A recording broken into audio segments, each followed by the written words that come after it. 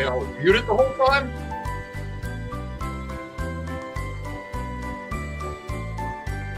Damn. Can you hear me now?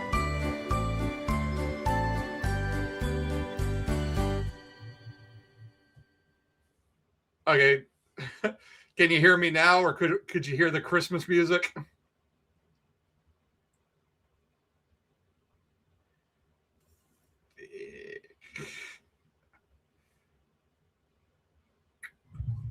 All right, let's see. All right, you only got the music, but you didn't get the me singing. So what? Okay, fine. Shit. I guess it only works with one. Okay. So imagine Jingle Bells is going. Okay, so dashing through the snow, Hastur is on his way. Through Windsmithport we go, down to Yahanath, lay ho ho ho. Father Dagon rings, Mother Hydra's pride. Oh, what fun it is to sing an eldritch chant tonight. Oh, Fwinglaga, Wagnafa, Cthulhu Rylia, Wagnagal, Fatagana, Lia. We have such sights to show you. Jesus wept. That's what was supposed to happen, but it was supposed to go in rhythm. But hey, we live and we learn. Okay. Every time I stream, I learn something new. Okay. Also, that was supposed to be accompanied by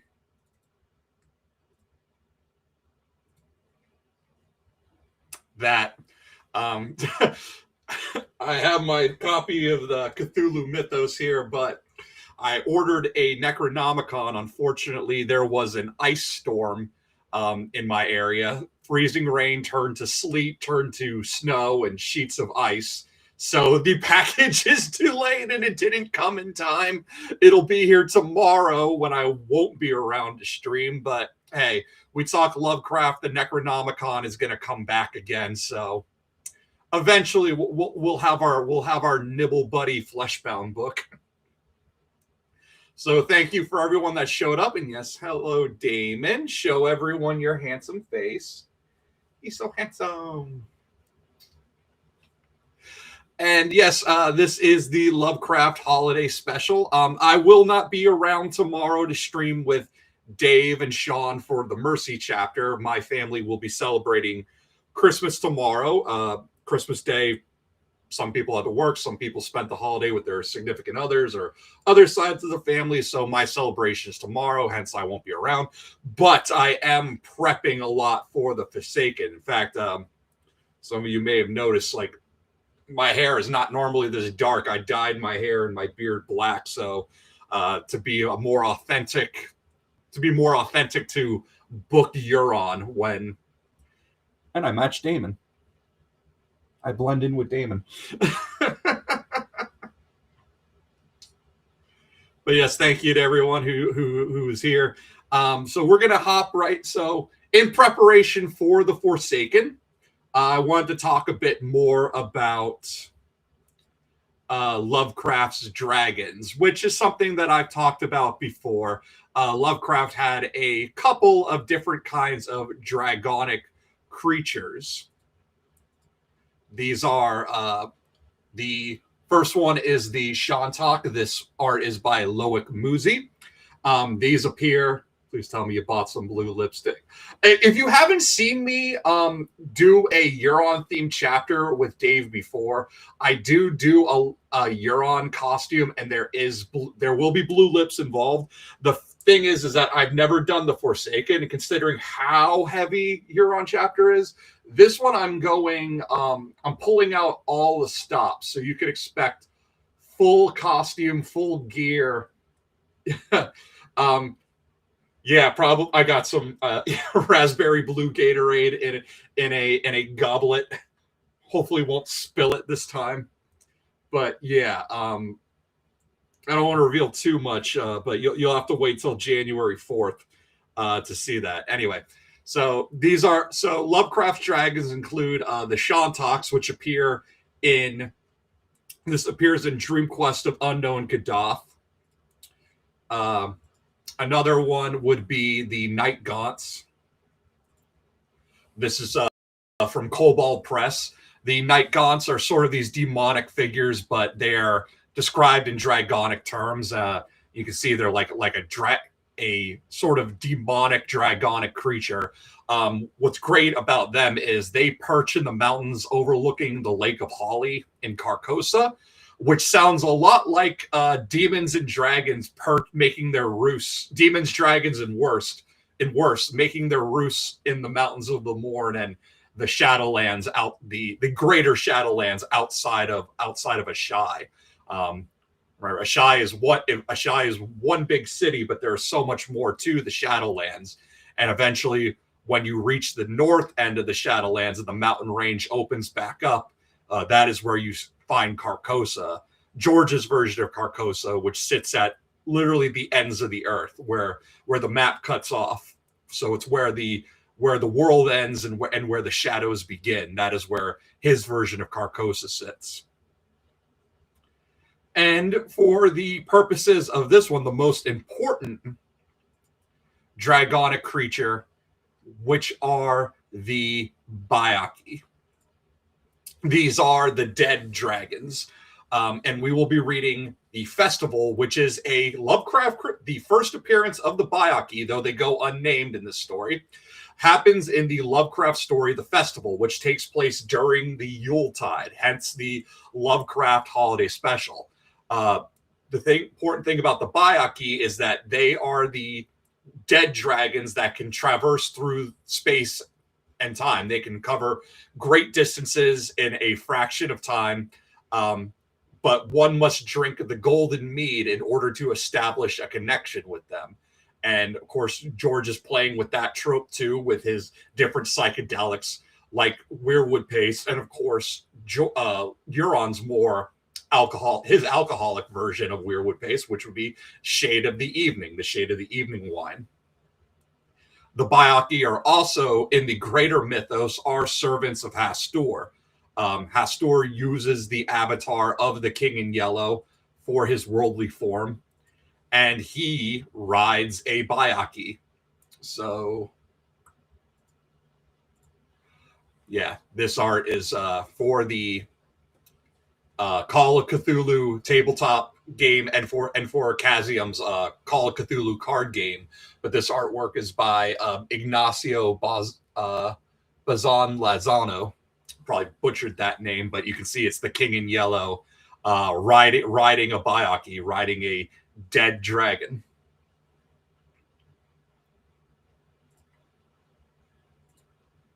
And just for good measure, we got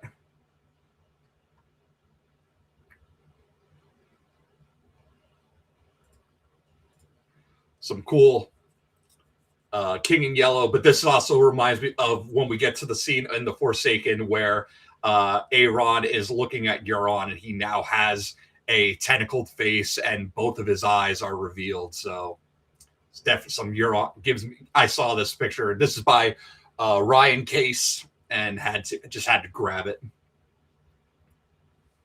Oh, thank you. Is there a term at all similar to Jabberwocky? I'm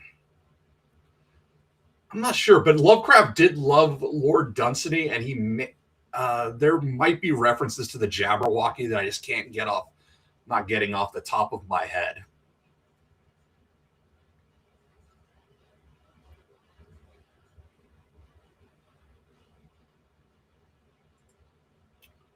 So we can just hop right into things. So bring up the Kindle.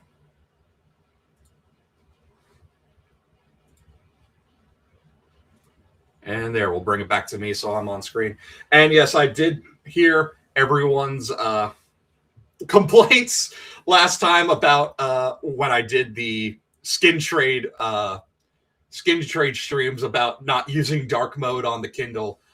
So we have that. This shouldn't be a blaring white. Unfortunately, last story that I will have, was not available on Kindle, so I had to get a PDF version and then transport it to the Kindle. So that one will be white, but hopefully it won't be too much of a blaring, won't be so glaring and garish on the eyes. But yes, this first story that we are going to be reading is The Festival, written in 1923. This is the first appearance of the Byakhee, the undead dragons.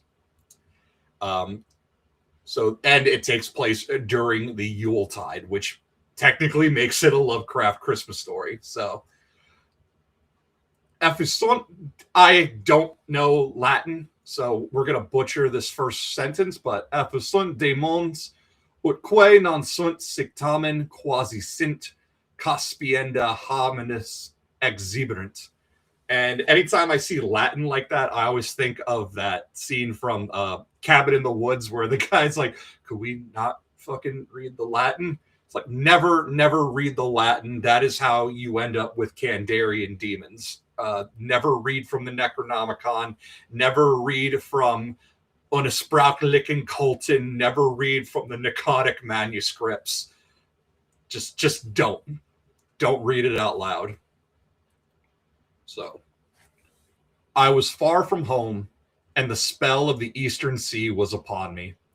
In the twilight, I heard it pounding on the rocks, and I knew it lay just over the hill where the twisting willows writhed against the clearing sky and the first stars of evening.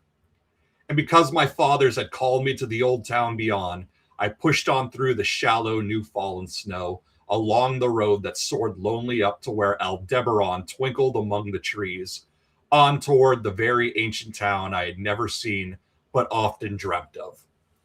So, for those who are unaware, so Aldebaran, I've talked many times about Aldebaran. Aldebaran is a star. It is a red giant, and it makes the angry red eye of the constellation Taurus. And it also, Aldebaran is Arabic. It translates to the Wanderer. It's called this because it looks like Aldebaran as it moves through the night sky as if it's chasing the Hyades. Taurus, along with Aldebaran, has two star clusters. The Hades. I always flip flop on whether I say Hyades or Hades, but the Hades and the Pleiades always sounded better to me. So there's two star clusters in Aldebaran, the Hades and the Pleiades. So Aldebaran forms the angry red eye. The Hades form the structure of Taurus's face, and then the Pleiades they form his shoulder and part of his body. And the Hades and the Pleiades are both named for water nymphs in Greek mythology. So here we have the red star of Aldebaran is chasing the water nymphs. And when we think of a character like Euron in The Forsaken, when he will talk about the bleeding star bespoke the end, the coming of the red comet was a sign of the times. The red comet is like George's stand-in for Aldebaran. And the red comet chases the water nymph. So Euron as a storm god figure, like how is Euron able to sail so quickly and so far, so fast? He essentially has fast travel. Well, it could be because he is chasing the Hades, and sort of a corrupted version of these guardian spirits to sailors. Euron chasing the Hades, possibly making dark sacrifices to some kind of Hades-like spirits in his whole endeavors. Like, that is how I imagine that Euron is achieving these forms of fast travel. When we get the lines of like, what do I control the wind? It's like, yeah, most likely Euron, because of blood sacrifice. And then in the Pleiades, the other star cluster, there is another star called Seleno. Seleno appears in the expanded mythos. So after Lovecraft died, his friend August Derleth, who established Arkham and continued publishing Lovecraft's work, kept that in the public spaces. Another thing Derleth did was he took Lovecraft's unfinished work, these pastiches, and he finished them.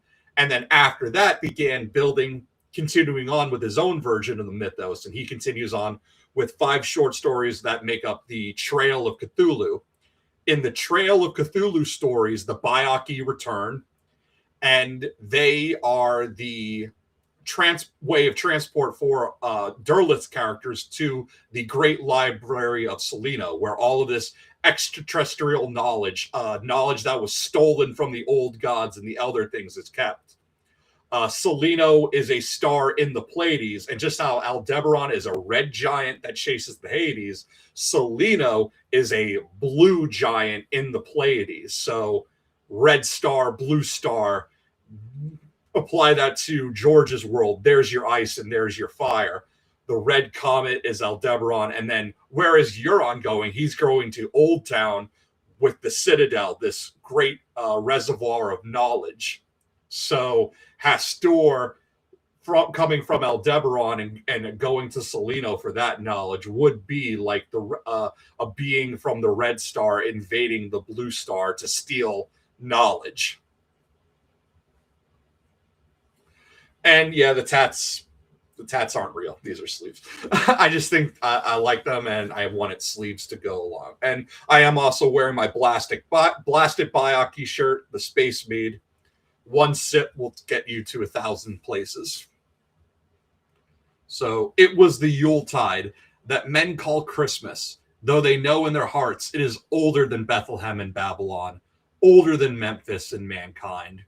It was the Yuletide, and I had come at last to the ancient sea town where my people had dwelt and kept festival in the elder time,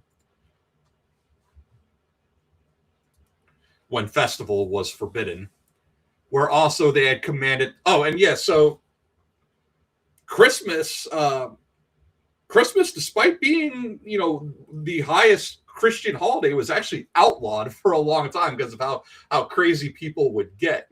So Yuletide, so we see this here where Yuletide festivities being forbidden long ago, and only more recently, within the last 2 or 3 centuries, has Christmas become more of a celebrated festivity. And yeah, because people using Christmas or the solstice or the winter solstice or the Yuletide and as a reasoning to just get drunk and boisterous. So where also they had commanded their sons to keep festival once every century, that the memory of primal secrets might not be forgotten. Mine were an old people, and were old even when this land was settled 300 years before.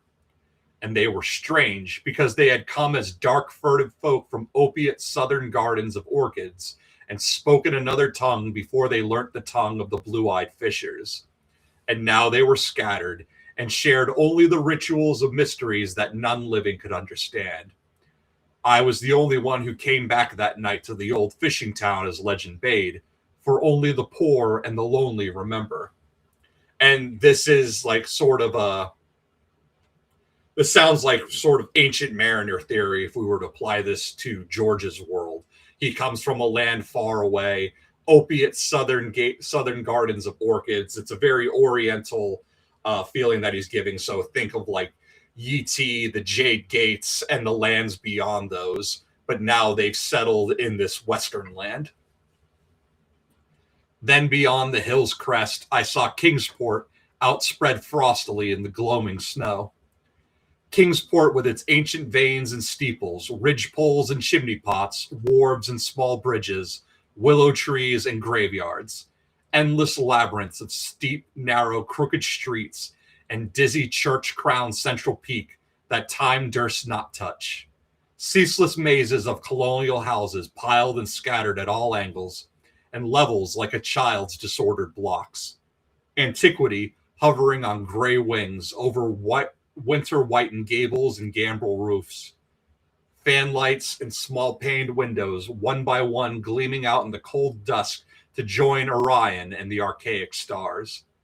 And against the rotting wharves the sea pounded, the secretive, immemorial sea out of which the people had come in the elder times. Beside the road at its crest, a still higher summit rose, bleak and windswept, and I saw that it was a burying ground where black gravestones stuck ghoulishly through the snow like the decayed fingernails of a gigantic corpse. And if you've heard me talk about my black coffin theory, some bells should be ringing right now, especially the idea that what it lays beneath the wall, what is at the heart of winter, black stone beneath the snow and ice. The printless road was very lonely, and sometimes I thought I heard a distant, horrible creaking as of a gibbet in the wind.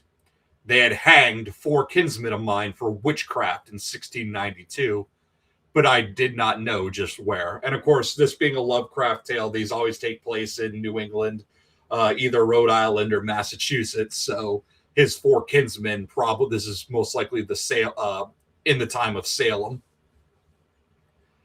As the road wound down the seaward slope, I listened for the merry sounds of a village at evening, but did not hear them. Then I thought of the season and felt that these old Puritan folk might well have Christmas customs strange to me and full of silent hearthside prayer.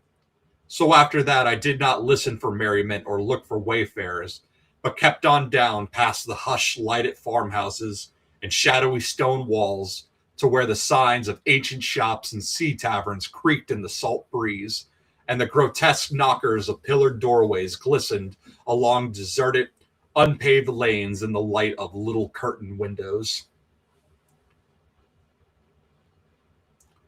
I had seen maps of the town and knew where to find the home of my people. It was told that I should be known and welcome, for village legend lives long. So I hastened through back street to Circle Court and across the fresh snow on the one full flagstone pavement in the town to where Green Lane leads off behind the market house. The old maps still held good, and I had no trouble, though at Arkham they must have lied when they said the trolleys ran to this place, since I saw not a wire overhead. Snow would have hid the rails in any case. I was glad I had chosen to walk, for the white village had seemed very beautiful from the hill, and now I was eager to knock at the door of my people, the 7th house on the left in Green Lane, with an ancient peaked roof and jutting second story, all built before 1650. There were lights inside the house when I came upon it, and I saw from the diamond window panes that it must have been kept very close to its antique state. The upper part overhung the narrow grass-grown street and nearly met the overhanging part of the house opposite, so that it was almost in a tunnel, with the low stone doorstep wholly free from snow. There was no sidewalk, but many houses had high doors reached by double flights of steps with iron railings. It was an odd scene, and because I was strange to New England and had never known its like before. Though it pleased me, I would have relished it better if there had been footprints in the snow and people in the streets, and a few windows without drawn curtains. When I sounded the archaic iron knocker, I was half afraid. Some fear had been gathering in me, perhaps because of the strangeness of my heritage, and the bleakness of the evening, and the queerness of the silence in that aged town of curious customs. And when my knock was answered, I was fully afraid, because I had not heard any footsteps before the door creaked open. But I was not afraid long, for the gowned, slippered old man in the doorway had a bland face that reassured me, and though he made signs that he was dumb, he wrote a quaint and ancient welcome with the stylus and wax tablet he carried. He beckoned me into a low candlelit room with massive exposed rafters and dark, stiff, sparse furniture of the 17th century. The past was vivid there, for not an attribute was missing. There was a cavernous fireplace and a spinning wheel at which a bent old woman in loose wrapper and deep poke bonnet sat toward me, silently spinning despite the festive season. An indefinite dampness seemed upon the place, and I marveled that no fire should be blazing. The high back settle faced the row of curtained windows at the left and seemed to be occupied, though I was not sure. I did not like everything about what I saw, and felt again the fear I had had. This fear grew stronger from what had before lessened it, for the more I looked at the old man's bland face, the more its very blandness terrified me. The eyes never moved, and the skin was too like wax. Finally, I was sure it was not a face at all, but a fiendishly cunning mask. So, if you thought we were going to get out of this without pallid mask time, it's pallid mask time. But the flabby hands, curiously gloved, wrote genially on the tablet and told me I must wait a while before I could be led to the place of festival. Pointing to a chair, table, and pile of books, the old man now left the room, and when I sat down to read, I saw that the books were hoary and moldy, and that they included old Morrister's wild marvels of science, the terrible Satymiscus Triumphatus of Joseph Clanville, published in 1681, the shocking De Monletrea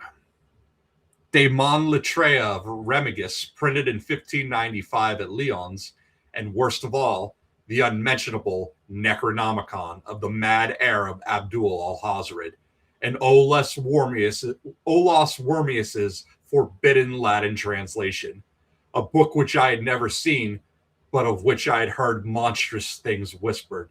Don't open the Necronomicon.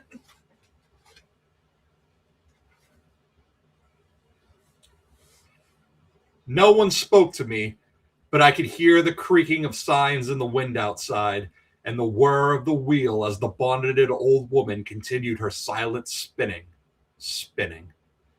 I thought the room and the books and the people were morbid and disquieting, but because an old tradition of my father's had summoned me to strange feastings, I resolved to expect queer things. So I tried to read, and soon became tremblingly absorbed by something I had found in that accursed Necronomicon. What did I just tell you about reading the Necronomicon? A thought and a legend too hideous for sanity or consciousness, but I disliked it when I had fancied I'd heard the closing of one of the windows that the settle faced, as it had been stealthily opened. It had seemed to follow a whirring that was not of the old woman's spinning wheel. This was not much, though, for the old woman was spinning very hard, and the aged clock had been striking. After that, I lost the feeling that there were persons on the settle, and was reading intently and shudderingly when the old man came back, booted and dressed in a loose antique costume, and sat down on that very bench so that I could not see him. It was certainly nervous waiting, and the blasphemous book in my hands made it doubly so. When 11 struck, however, the old man stood up, glided to a massive carved chest in a corner, and got 2 hooded cloaks, one of which he donned, and the other of which he draped round the old woman, who was ceasing her monotonous spinning. Then they both started for the outer door, the woman lamely creeping, and the old man, after picking up the very book I had been reading, beckoning me as he drew his hood over that unmoving face or mask. We went out into the moonless and tortuous network of that incredibly ancient town, went out as the lights in the curtained windows disappeared one by one, and the dog star leered at the throng of cowled, cloaked figures that poured silently from every doorway and formed monstrous processions up this street and that, past the creaking signs and antediluvian gables, the thatched roofs and diamond-paned windows, threading precipice lanes where decaying houses overlapped and crumbled together, gliding across open courts and churchyards where the bobbing lanthorns made eldritch, drunken constellations. So we have a old-timey procession. Everyone is wearing masks and skins and furs. So we're seeing some green men style celebrations of the Yuletide, and it is an hour before midnight. Amid these hushed throngs, I followed my voiceless guides, jostled by elbows that seemed preternaturally soft, and pressed by chests and stomachs that seemed abnormally pulpy. but seeing never a face and hearing never a word. Up, up, up, the eerie column slithered, and I saw that all the travelers were converging as they flowed near a sort of focus of crazy alleys at the top of a high hill in the center of the town, where perched a great white church. I had seen it from the road's crest when I looked at Kingsport in the new dusk, and it had made me shiver because Aldebaran had seemed to balance itself a moment on the ghostly spire. So, knowing about Lovecraft and the towns that would border around Kingsport, definitely getting an Innsmouth feel. These people are masked, so you can't see their faces, but he says they feel soft and fleshy and pulpy. So, most likely, this man has been caught up in a procession of squishers. That he is being guided by deep ones.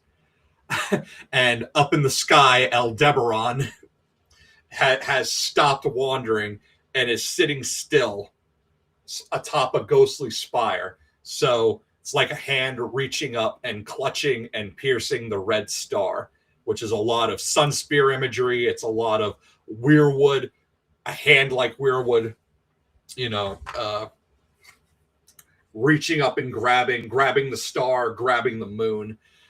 If you're familiar with the symbolism, with a lot of the symbolism streams I've done with Dave or that Dave has done on his own, this stuff should be, pretty second nature at this point for most. But you see where when we follow our trail of breadcrumbs that George leaves us back to these older stories that he got inspiration from, and you see the similarities. So there was an open space around the church, partly a churchyard with spectral shafts, and partly a half-paved square swept nearly bare of snow by the wind, and lined with unwholesomely archaic houses having peaked roofs and overhanging gables. Death fires danced over the tombs, revealing gruesome vistas, though queerly failing to cast any shadows. Past the churchyard, where there were no houses, I could see over the hill's summit and watch the glimmer of stars on the harbor, though the town was invisible in the dark. So, yeah, we're overlooking a harbor, definitely deep ones. And when, of course, we go past the churchyard, the next thing would be the lich yard, a.k.a. the graveyards. So, going back to Euron, now is the time when the world will be broken and remade from the graves and the charnel pits. And just as Euron is speaking of the red comet coming back while talking of this, the bleeding star spoke the end, we have our red star right above the ghostly spire, right above the steeple of the church, and it is Aldebaran, where Hastur makes his home. And Hastur, of course, is the half-brother of Cthulhu. He is the yellow Kraken Elder One. And in the Derlith mythos, where he created more of a pantheon, Cthulhu becomes a water elemental and Hastur becomes a wind elemental. So again, Euron, storm god, do I control the wind? The Greyjoy symbol being a yellow kraken, not a green or gray kraken like they should be if they were evoking Cthulhu. Gray for the Gray King or green for the Green Sea. It is a yellow kraken. So that is just George giving us more clue. And then also inverted the Baratheon sigil. You can see these behind me. Also Storm Kings, Storm Gods, and we're using the yellow and black color motifs for all of this.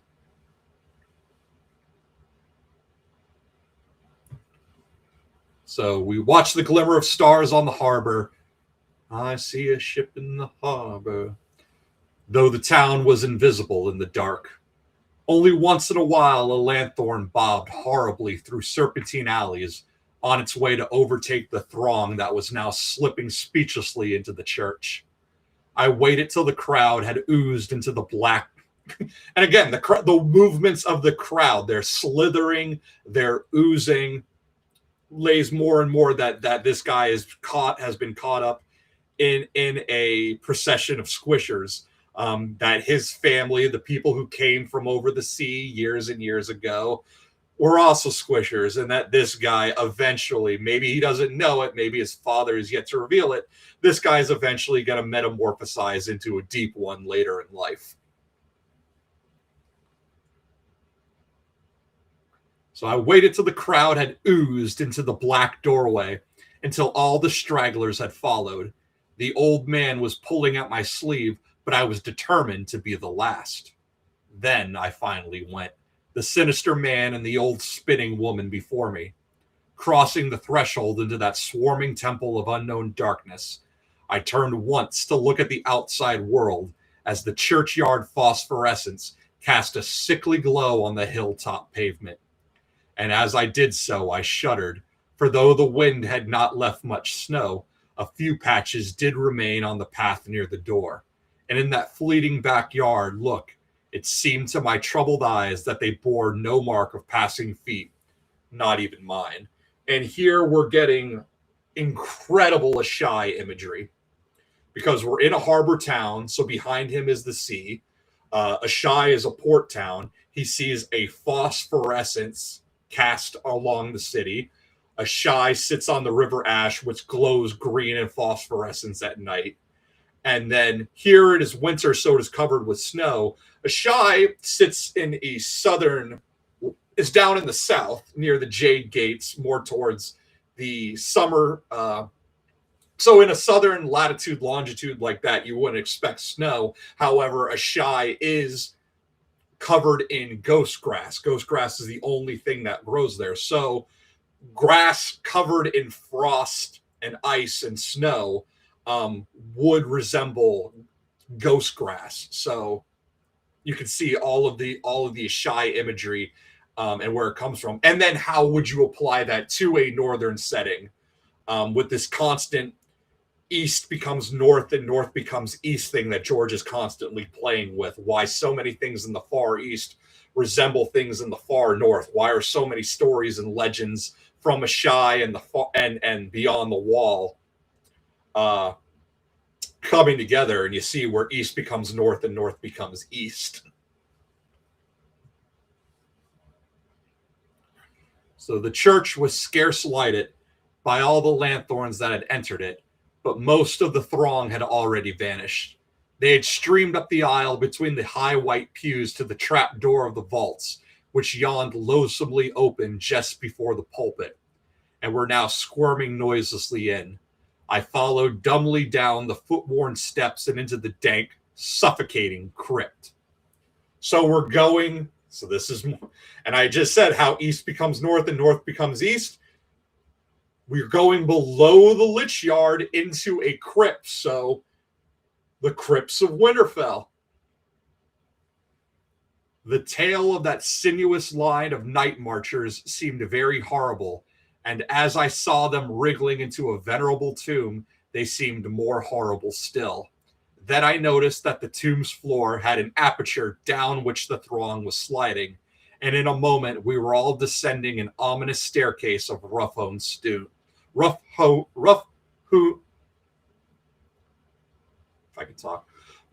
stone. Hey, now I flub my words like a squisher speaking with flabby lips.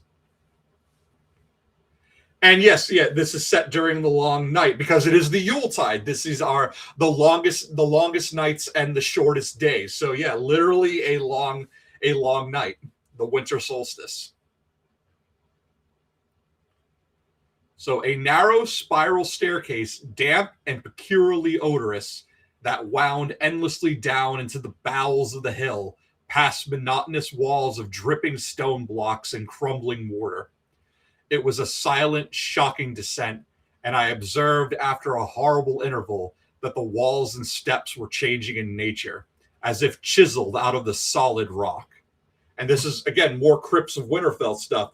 The further down you go, and the older the crypts become, the more you start to notice some slight changes in architecture, where time had stopped, and where the natural chasms turn into what was then chiseled away by man in order to create more room. And this is more of these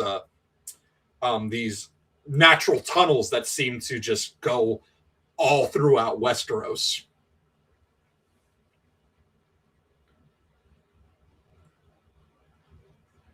So what mainly troubled me was that the myriad footfalls made no sound and set up no echoes. After more eons of descent, I saw some side passages or burrows leading from unknown recesses of blackness to the shaft of nighted mystery. Soon they became excessively numerous, like impious catacombs of nameless menace, and their pungent odor of decay grew quite unbearable. I knew we must have passed down through the mountain and beneath the earth of Kingsport itself, and I shivered that a town should be so aged and maggoty with subterraneous evil. And let's think of Winterfell, right? The Starks supposedly have ruled the North for 8,000 years, so this would make Winterfell and some of the other northern cities and northern towns millennia old. And here in this town, he's talking only a few centuries. Winterfell, possibly thousands of years old. Oh, you're not. I might. You know what? Downtown Clonny Brown. I should dub you as a mod.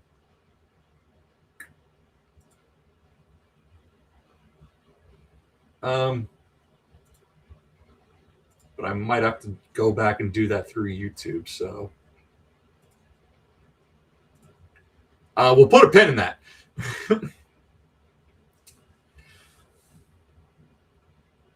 Then I saw the lurid shimmering of pale light and heard the insidious lapping of sunless waters. Again I shivered, for I did not like the things that the night had brought, and wished bitterly that no forefather had summoned me to this primal rite. As the steps in the passage grew broader, I heard another sound, the thin, whining mockery of a feeble flute. And suddenly, there spread out before me the boundless vistas of an inner world, a vast fungus shore lit by a belching column of sick greenish flame, and washed by a wide, oily river that flowed from abysses frightful and unsuspected to join the blackest gulfs of immemorable oceans. So again, some more alarm bells should be going off, right? The thin, monotonous, feeble whistle sound. And remember, if we apply this to Euron, the blowing of Dragonbinder and the sound, the screeching sound it made, and then of course, greenish flame, wild. That sounds like wildfire. A wide, oily river, so oily black stone. I'm sure if you were to go, I don't know why you would, but if you were to wade into the river ash, it most likely would feel, the water would feel thick and oily. It would be like swimming in Lake Erie back at its most polluted.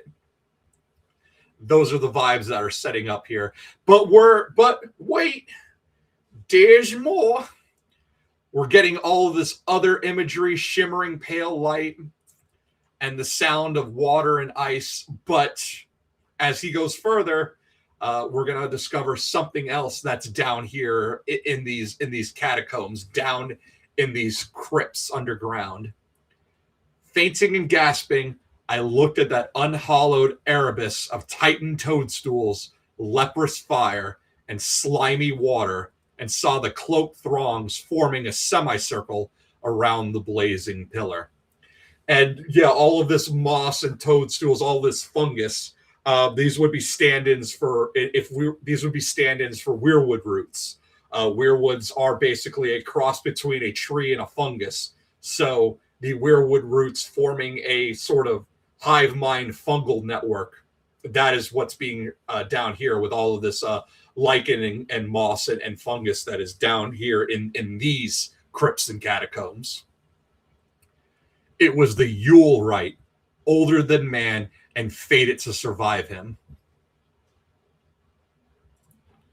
The primal rite of the solstice and of spring's promise beyond the snows, the rite of fire and evergreen, light and music.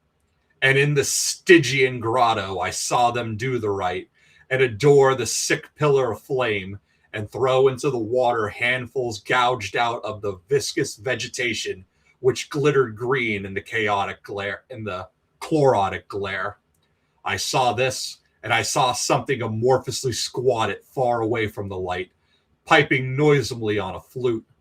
And as the thing piped, I thought I heard noxious muffled flutterings in the fetid darkness where I could not see. But what frightened me most was that flaming column, sprouting volcanically from depths profound and inconceivable, casting no shadows as healthy flame should, and coating the nitrous stone above with a nasty, venomous verdigris. For in all that seething combustion no warmth lay, but only to the clamminess of death and corruption.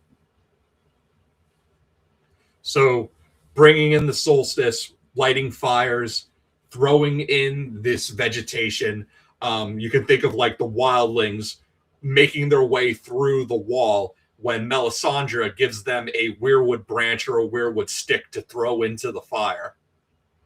That's sort of what's going on here. The man who had brought me now squirmed to a point directly beside the hideous flame and made stiff ceremonial motions to the semicircle he faced. At certain stages of the ritual, they did groveling obeisance, especially when he held above his head that abhorrent Necronomicon he had taken with him.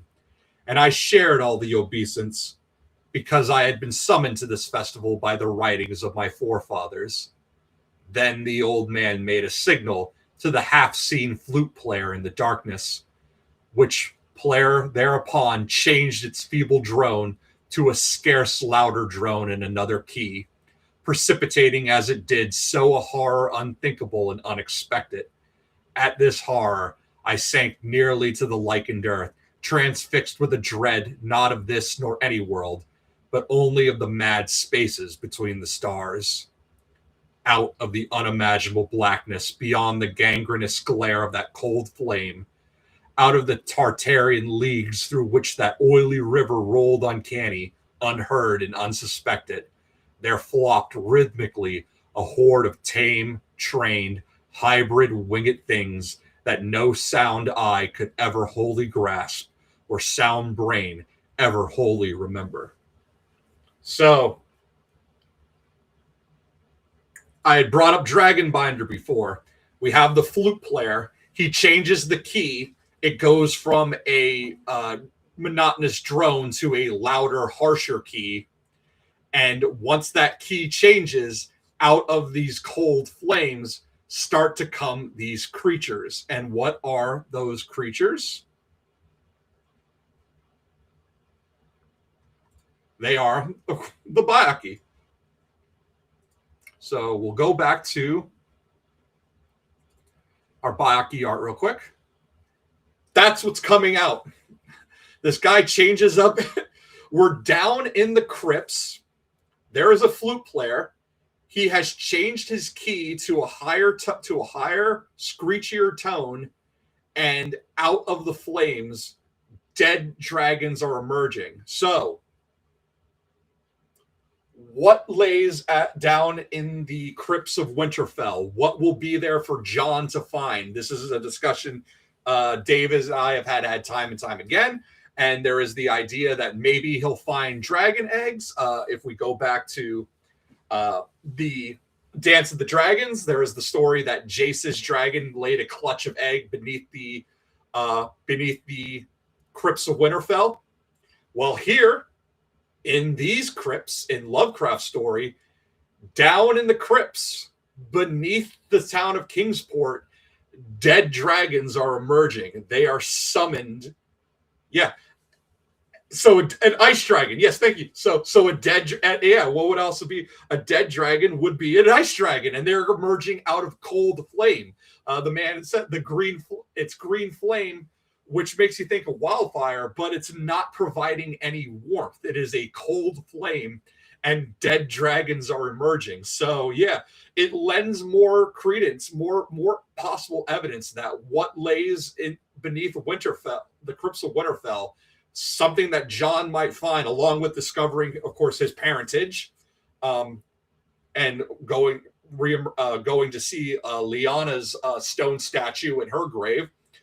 Maybe there are dragon eggs down there. Maybe there is something to the whole Jace Targaryen story, because here dragons are in the crypts, but they are dead dragons. Yeah, so again you or dead. So ice dragon, stone dragon, these are all words that are interchangeable with the idea of dead dragons. And the Byakhee are essentially dead dragons. And then once we get back to the story, the ways that Lovecraft will describe them speak as much. So we'll go. So going back to the story. So trained hybrid winging things that no sound eye could ever wholly grasp or sound brain ever wholly remember. They were not altogether crows, nor moles, nor buzzards, nor ants, nor vampire bats, nor decomposed human beings, but something I cannot and must not recall. So he's talking about these things in chimera terms. And we've talked about, where do dragons come from? Are they from wyvern stock? Are they from fireworm stock? Are they sort of a amalgamation of this? Were dragons created through like selective breeding and arcane arts, and the monsters that are made in the flesh pits of places like Golgossos and all of that? And here together we have these dead dragons, which seemingly are stitched together from all kinds of different creatures. But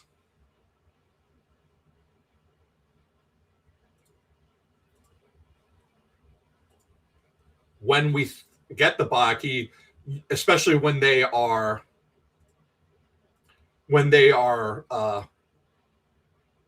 displayed in artwork,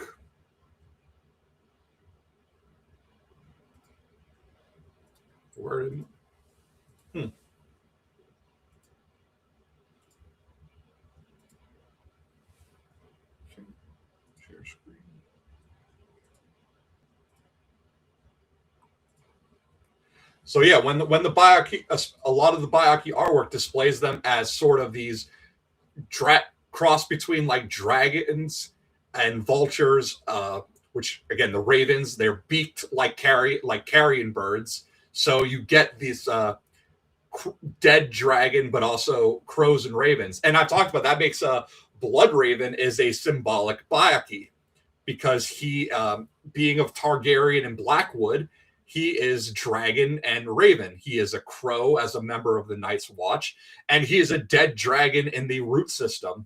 So yeah, and the other dragonic creature, again going back to the Shantoks,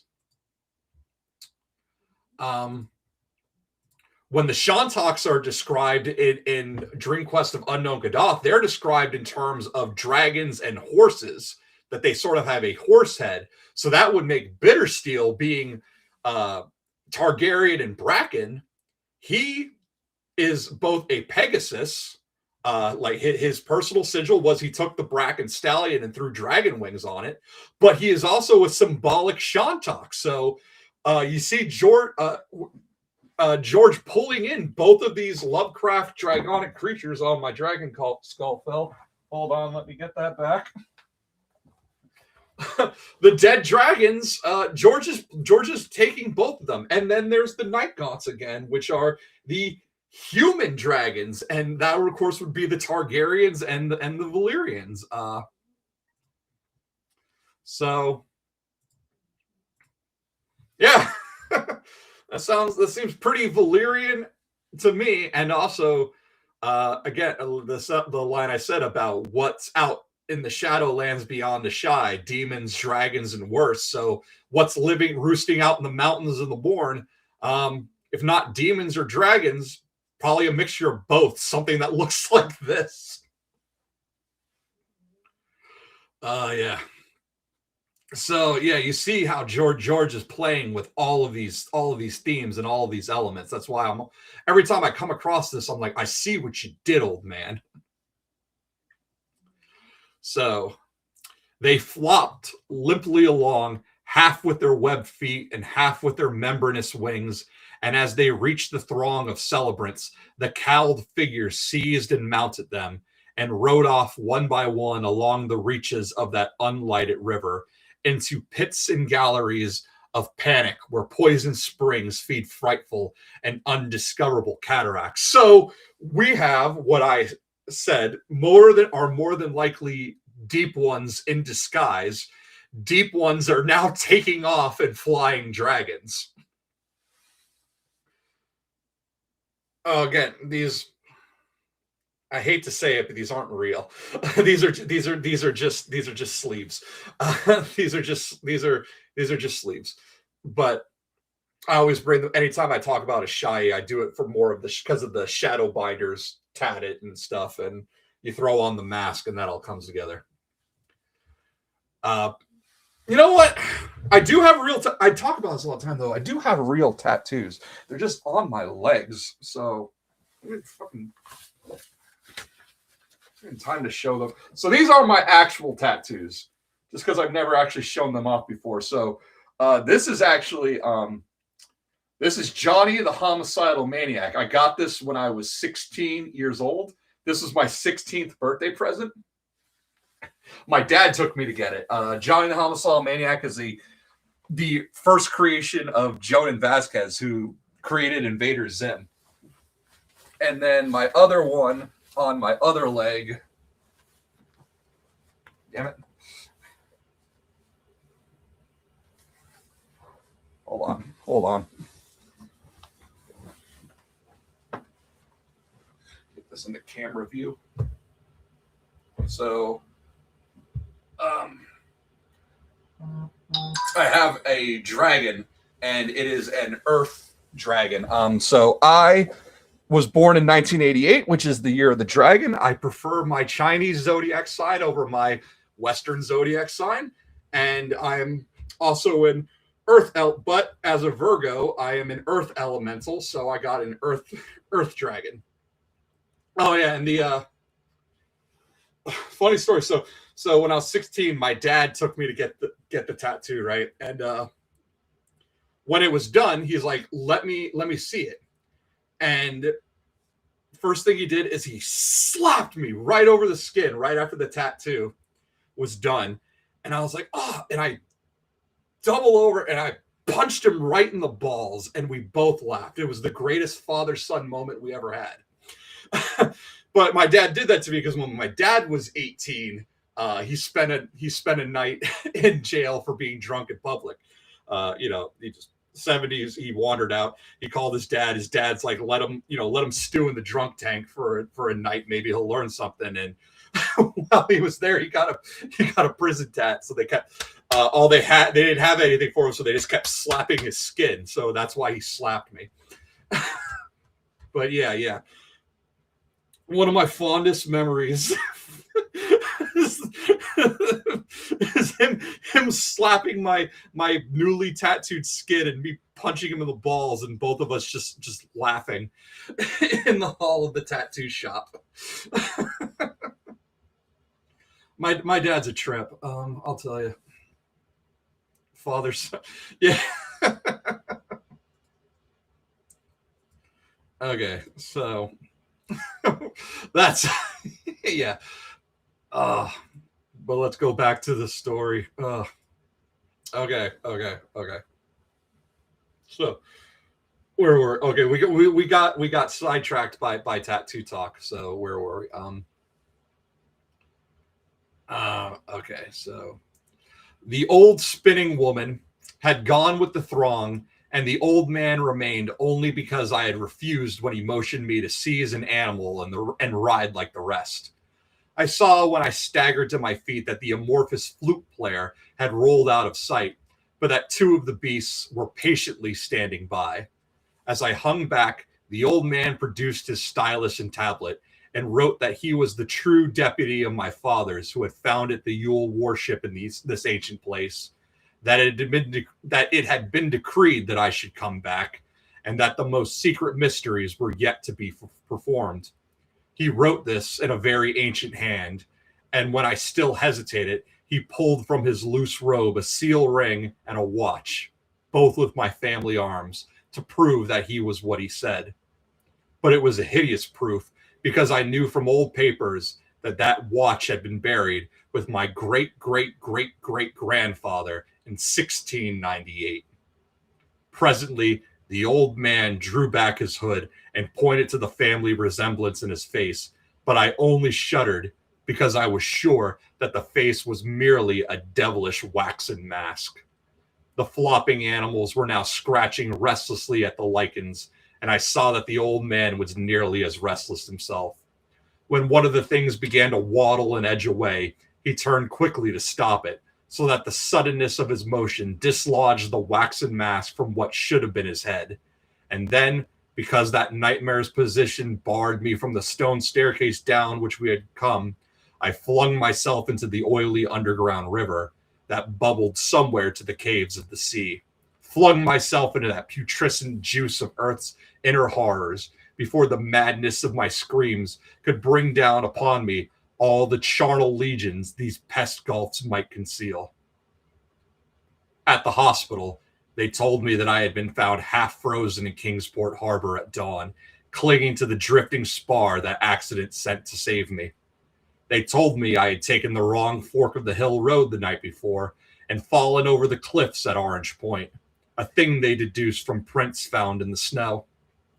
There was nothing I could say because everything was wrong. Everything was wrong with the broad window Everything was wrong with the broad window shewing a sea of roofs, in which only about 1 in 5 was ancient, and the sound of trolleys and motors in the streets below. They insisted that this was Kingsport, and I could not deny it. When I went delirious at hearing that the hospital stood near the old churchyard on Central Hill, they sent me to St. Mary's Hospital in Arkham, where I could have better care.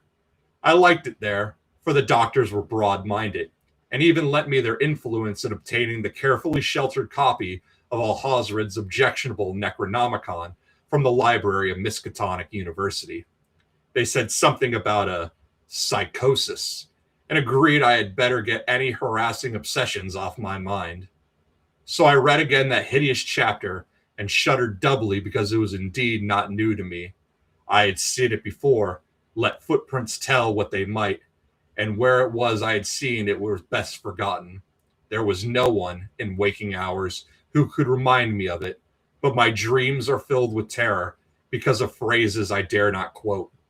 I dare quote only one paragraph and put into such English as I can make from the awkward low Latin. The nethermost caverns, wrote the mad Arab, are not for the fathoming of eyes that see, for their marvels are strange and terrific. Curse the ground where dead thoughts live new and oddly bodied, and evil the mind that is held by no head. Wisely did Ibn Shikabo say that happy is the tomb where no wizard hath lain, and happy the town at night whose wizards are all ashes. For it is of old the rumor that the soul of the double-bought hastes not from his charnel clay, but fats, and instructs the very worm that gnaws, till out of corruption hard life springs, and the dull scavengers of earth wax crafty to vex and swell monstrous to plague it. Great holes secretly are digged where earth's pores ought to suffice, and things have learnt to walk that ought to crawl. So this is, again, we apply this to the Forsaken. Euron is a mad wizard character trying to go into the realms of godhood, but happy is the town where no wizards live. So Old Town ain't going to be happy, and the Iron Islands aren't going to be happy, and Westeros, as we know it, probably isn't going to be happy when this wizard starts getting his way, remaking and reshaping his new world from the graves and charnel pits, his charnel clay.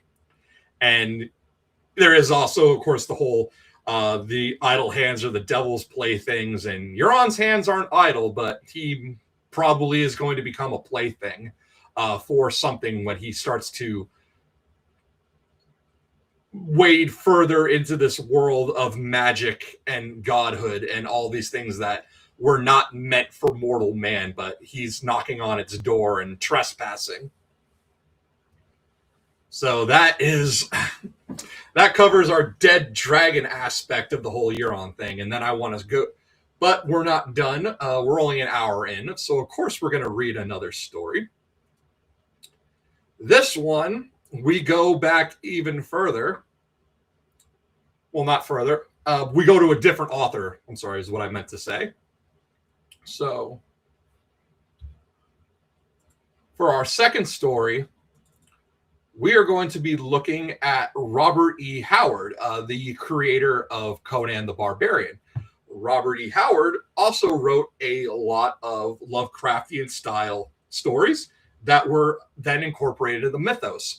So the oily black stone that we think of what a Shai is made out of, what Yin is made out of, is not an original Lovecraft invention. Lovecraft did use a sort of stone in his writings, but mostly it was what he described as a greasy gray-green stone, the color of sea foam. So gray and green is...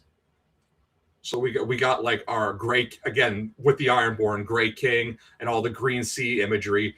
Green becomes gray and gray becomes green.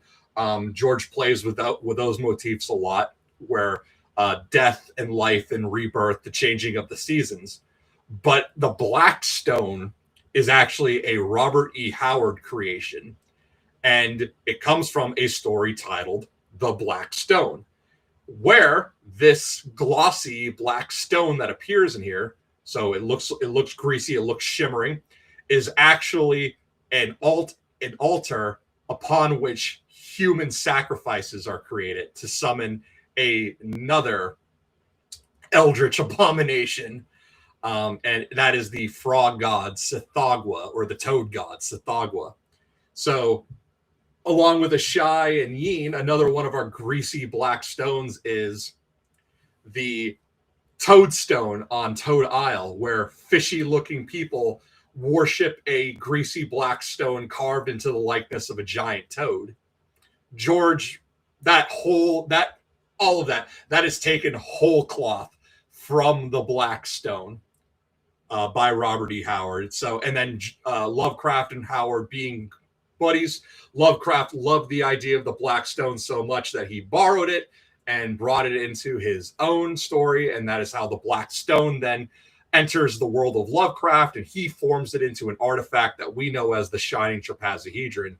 But if we go back to its origin source, we go to the Black Stone of Robert E. Howard, and we will jump right into that story next. So,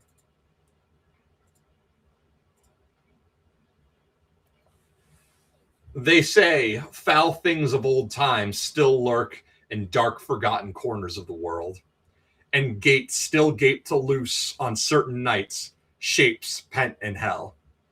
Also, I'll also say this is we flip on our holidays here. So the festival, when the dead dragons are summoned, is taking place during the Yuletide. This story is taking place during midsummer, the summer solstice. So the festival was taking place during the longest night. This story is actually taking place during the longest day.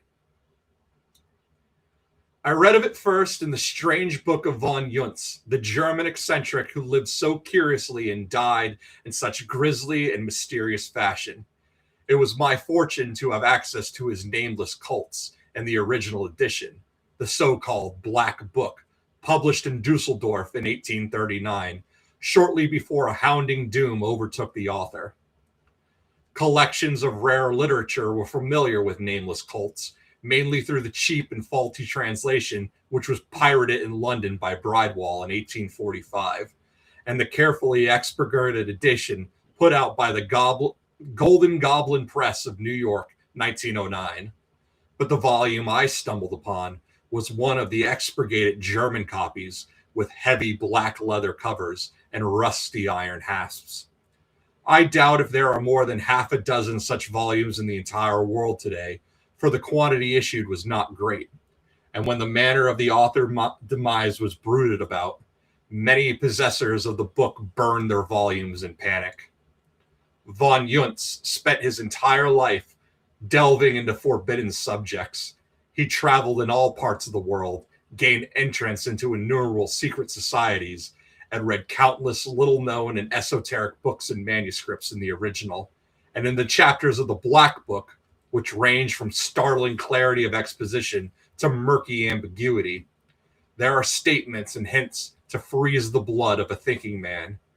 Reading what von Yuntz dared put in print arouses uneasy speculations as to what it was that he dared not tell.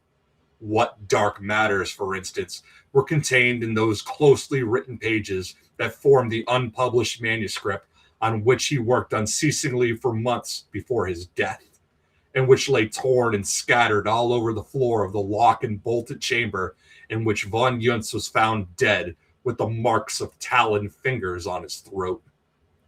It will never be known, for the author's closest friend, the Frenchman Alexis Ladau, after having spent a whole night piercing the fragments together and reading what was written, burnt them to ashes and cut his own throat with a razor. But the contents of the unpublished matter are shuddersome enough, even if one accepts the general view that they but represent the ravings of a madman. There, among many strange things, I found mention of the Black Stone, that curious, sinister monolith that broods among the mountains of Hungary, and about which so many dark legends cluster.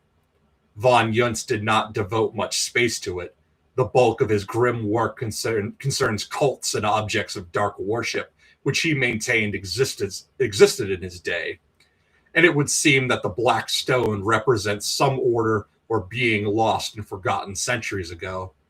But he spoke of it as one of the keys, a phrase used many times by him in various relations and constituting one of the obscurities of his work.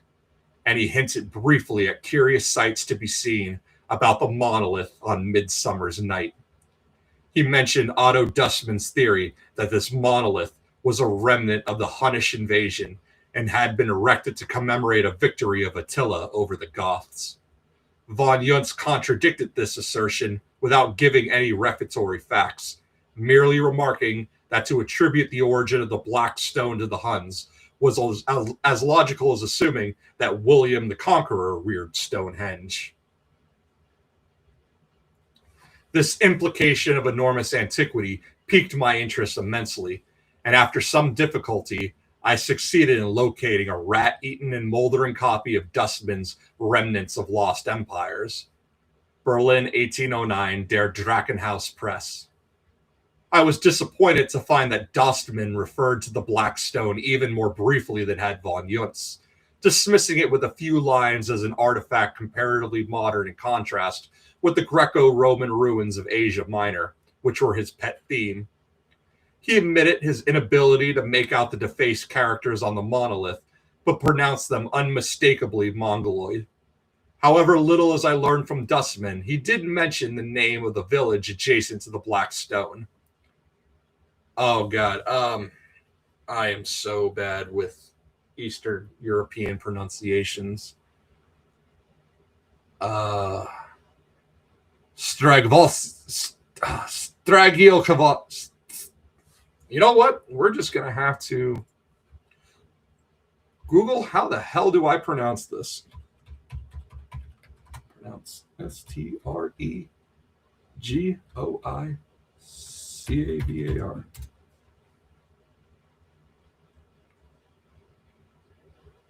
Oh.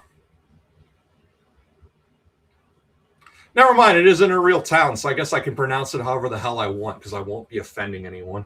Okay, so we're just going to Stravosia. A close scrutiny of guidebooks and travel articles gave me no further information. Stragosvier, not on any map that I could find, lay in a wild, little frequented region out of the path of casual tourists. Yes, and I do try and keep those things in mind because I once mixed up Bucharest and Budapest, and we apparently get the occasional Romanian and Hungarian and Croatian and Serbian viewer. So, but yeah, this isn't a real town, so we'll just call it Stragovcia. But I did find subject for thought in Dornley's Magyar folklore. In his chapter on dream myths, he mentions the Black Stone and tells of some curious superstitions regarding it, especially the belief that if anyone sleeps in the vicinity of the monolith, that person will be haunted by monstrous nightmares forever after. And he cited tales of the peasants regarding two curious people who ventured to visit the stone on Midsummer Night and who died raving mad because of something they saw there. That was all I could glean from Dornley, but my interest was even more intensely roused as I sensed a distinctly sinister aura about the stone. The suggestion of dark antiquity, the recurrent hint of unnatural events on Midsummer Night, touched some slumbering instinct in my being as one senses, rather than hears, the flowing of some dark, subterraneous river in the night. So, once again, we're invoking these subterranean rivers that make us think of a Shai, and it is, of course, the river Styx. Robert E. Howard used the river. His kingdom of Stygia lays on the river Styx, and George borrows this. Stygia becomes Stygai, and Stygai, much like a Shai, is another city that sits on the path of the river Ash. And when we think of, the phrase Stygian darkness, which came up in Lovecraft, comes from, most famously though, comes from Robert E. Howard and the World of Conan, when referring to Stygia, this dark kingdom where they worship the serpent god Set, and where we get necromancers and sorcerers who, and in the first Conan story, The Phoenix on the Sword, we get a sorcerer from Stygia who worships this serpent god Set and summons a shadow creature to kill the black-haired, blue-eyed Conan. And then you think, well, who's doing that in A Song of Ice and Fire? Well, a sorceress who claims to be from a Shai, summons a shadow monster to kill Renly, black-haired, blue-eyed Baratheon, and this is meant to help Stannis, another black-haired, blue-eyed Baratheon. The Baratheons are based off of their looks, going all the way back to Orys Baratheon, are based off of Conan the Cimmerian, black hair and blue eyes. And the Baratheons all being big warrior men with war axes and broadswords and all of that. It's very Conan.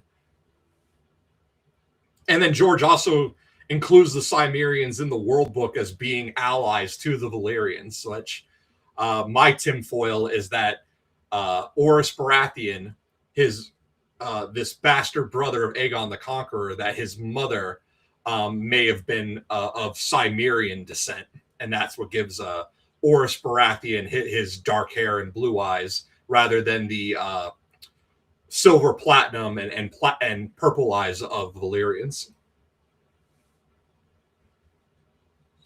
But that's my tinfoil.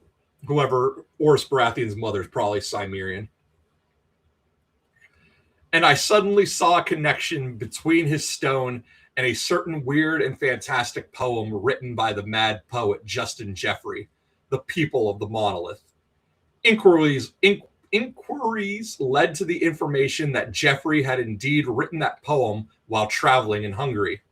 And I could not doubt that the Black Stone was the very monolith to which he referred in his strange verse.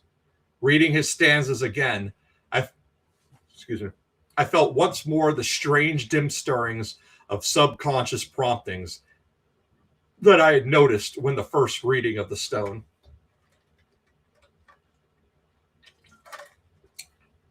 Yeah, and if you subscribe to that tinfoil, thank you very much.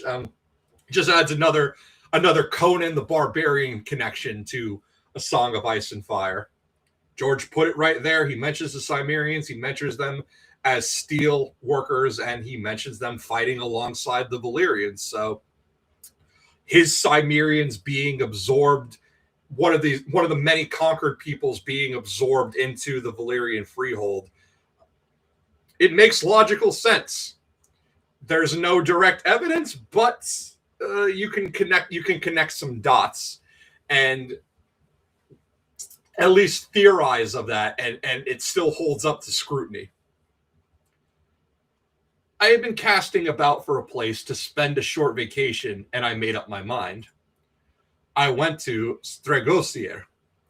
A train of obsolete style carried me from Temesvar to within striking distance, at least, of my objective, and a 3 days ride in a jouncing coach brought me to the little village which lay in a fertile valley high up in the fir-clad mountains. The journey itself was uneventful, but during the first day we passed the old battlefield of Shamval, where the brave Polish-Hungarian knight Count Boris Vladinov made his gallant and futile stand against the victorious hosts of Suleiman the Magnificent when the Grand Turks swept over Eastern Europe in 1526. So yeah, this is the Ottoman conquests. The driver of the coach pointed out to me a great heap of crumbling stones on a hill nearby, under which, he said, the bones of the brave Count lay. I remembered a passage from Larsson's Turkish Wars, after the skirmish in which the Count with his small army had beaten back the Turkish advance guard. The Count was standing beneath the half-ruined walls of the old castle on the hill, giving orders as to the disposition of his forces, when an aide brought to him a small lacquered case which had been taken from the body of the famous Turkish scribe and historian Selim Bahadur, who had fallen in the fight.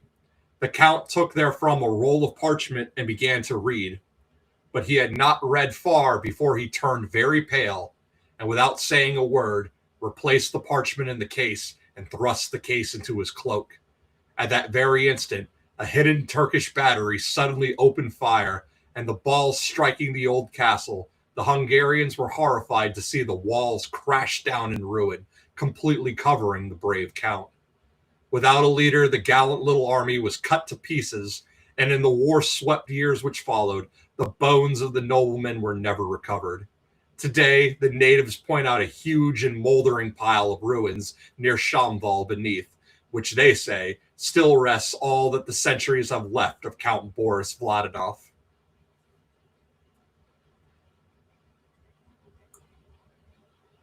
Oh yeah, my hanging on my dragon along with his thorny crown are the passes to old conventions. So we got RTX back when Rooster Teeth was this thing. There's also some Magfest, some Katsucon, and other things like that are in there.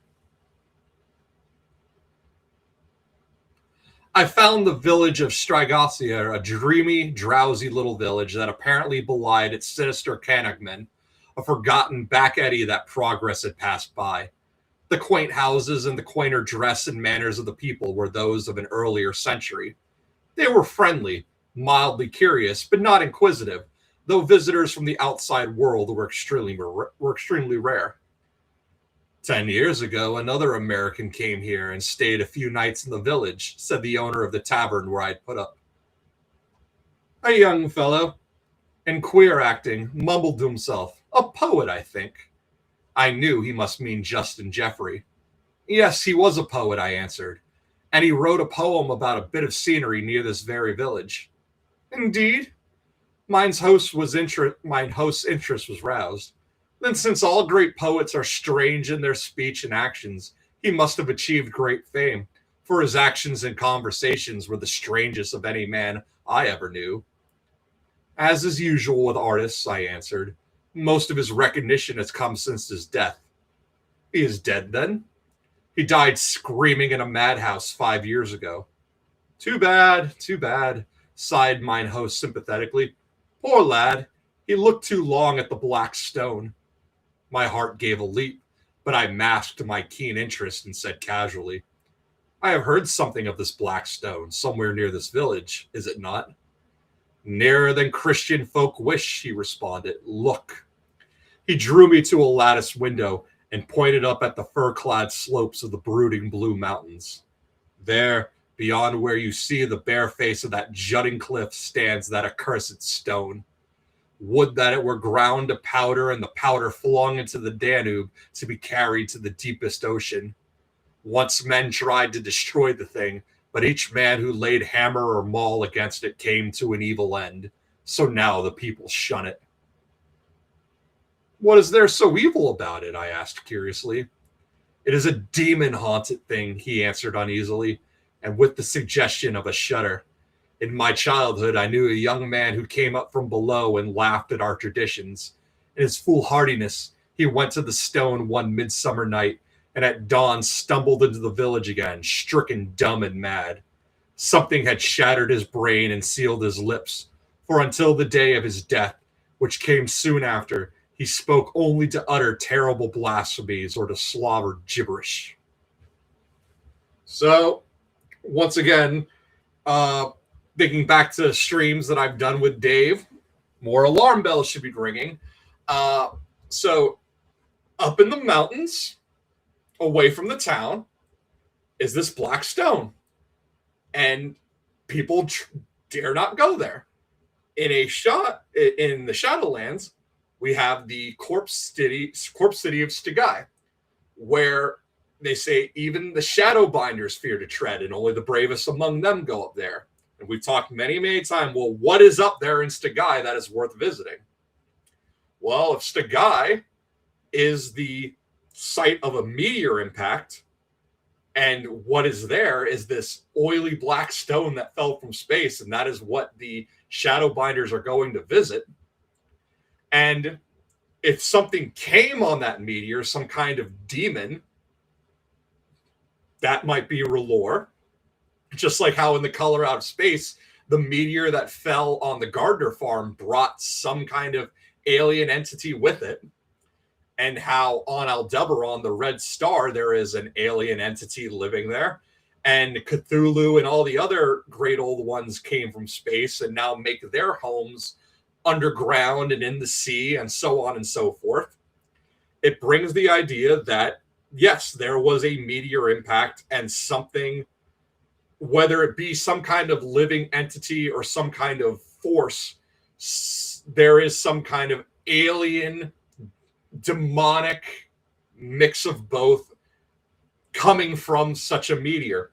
And that is probably what lays at the heart of darkness, at the heart of the shadow in Stygii, and what lays at the heart of winter, possibly something similar. And here, yes, that stone altar is used to summon an eldritch abomination.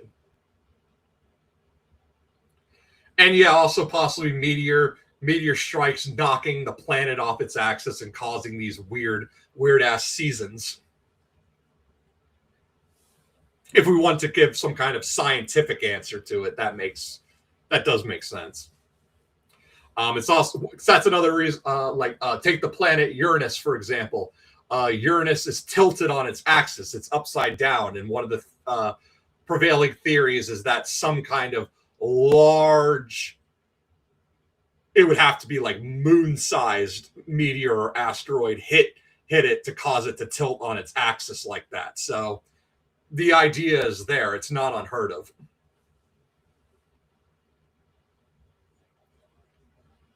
Yeah, meteors causing orbital aberrations. Yes, this is a Robert E. Howard story. So this is the Lovecraft holiday special, but I guess more Lovecraftian is a better way of going about it. But hey, him and Robert were besties. Robert E. Howard made up the writing crew that Lovecraft exchanged letters with, along with guys like Robert Bloch and Clark Ashton Smith and Frank Belknap Long and all these other guys. But Robert E. Howard, one of the big ones. They did a lot of back and forth trading. So mine own nephew, when very small, was lost in the mountains and slept in the woods near the stone. And now in his manhood, he is tortured by foul dreams, so that at times he makes the night hideous. He makes the night hideous with his screams and wakes with cold sweat upon him. But let us talk of something else, Herr. It is not good to dwell upon such things. I remarked on the evident age of the tavern, and he answered with pride. The foundations are more than 400 years old. The original house was the only one in the village which was not burned to the ground when Suleiman's devil swept through the mountains. Here, in the house that then stood on these same foundations, it is said, the scribe Salim Bahadur had his headquarters while ravaging the country whereabouts. I learned then that the present inhabitants of Stregvasier are not descendants of the people who dwelt there before the Turkish raid of 1526. The victorious Muslims left no living human in the village or the vicinity thereabouts when they passed over. Men, women, and children they wiped out in one red holocaust of murder, leaving a vast stretch of country silent and utterly deserted. The present people of Stregvasier are descended from hardy settlers from the lower valleys who came into the ruined village after the Turk was thrust back. Mine host did not speak of the extermination of the original inhabitants with any great resentment, and I learned that his ancestors in the lower levels had looked on the mountaineers with even more hatred and aversion than they regarded the Turks. He was rather vague regarding the causes of this feud, but said that the original inhabitants of Stregvasier had been in the habit of making stealthy raids on the lowlands and stealing girls and children. Oh, so this is like some mountain clan stuff where it's like we hate our own neighbors even more than we hate some of these foreigners. And my God, if that is just not such a Eastern European Slavic thing to do, right? They're natural enemies. Like Serbs and Croats. Or no, yeah, oh yeah. Like Bosniaks and Serbs, or Croats and Serbs, or Albanians and Serbs, or Montenegrins and Serbs, or Japanese and Serbs, or Serbs and other Serbs. Damn Serbs, they ruined Serbia. Much love, any Serbian viewers, much love.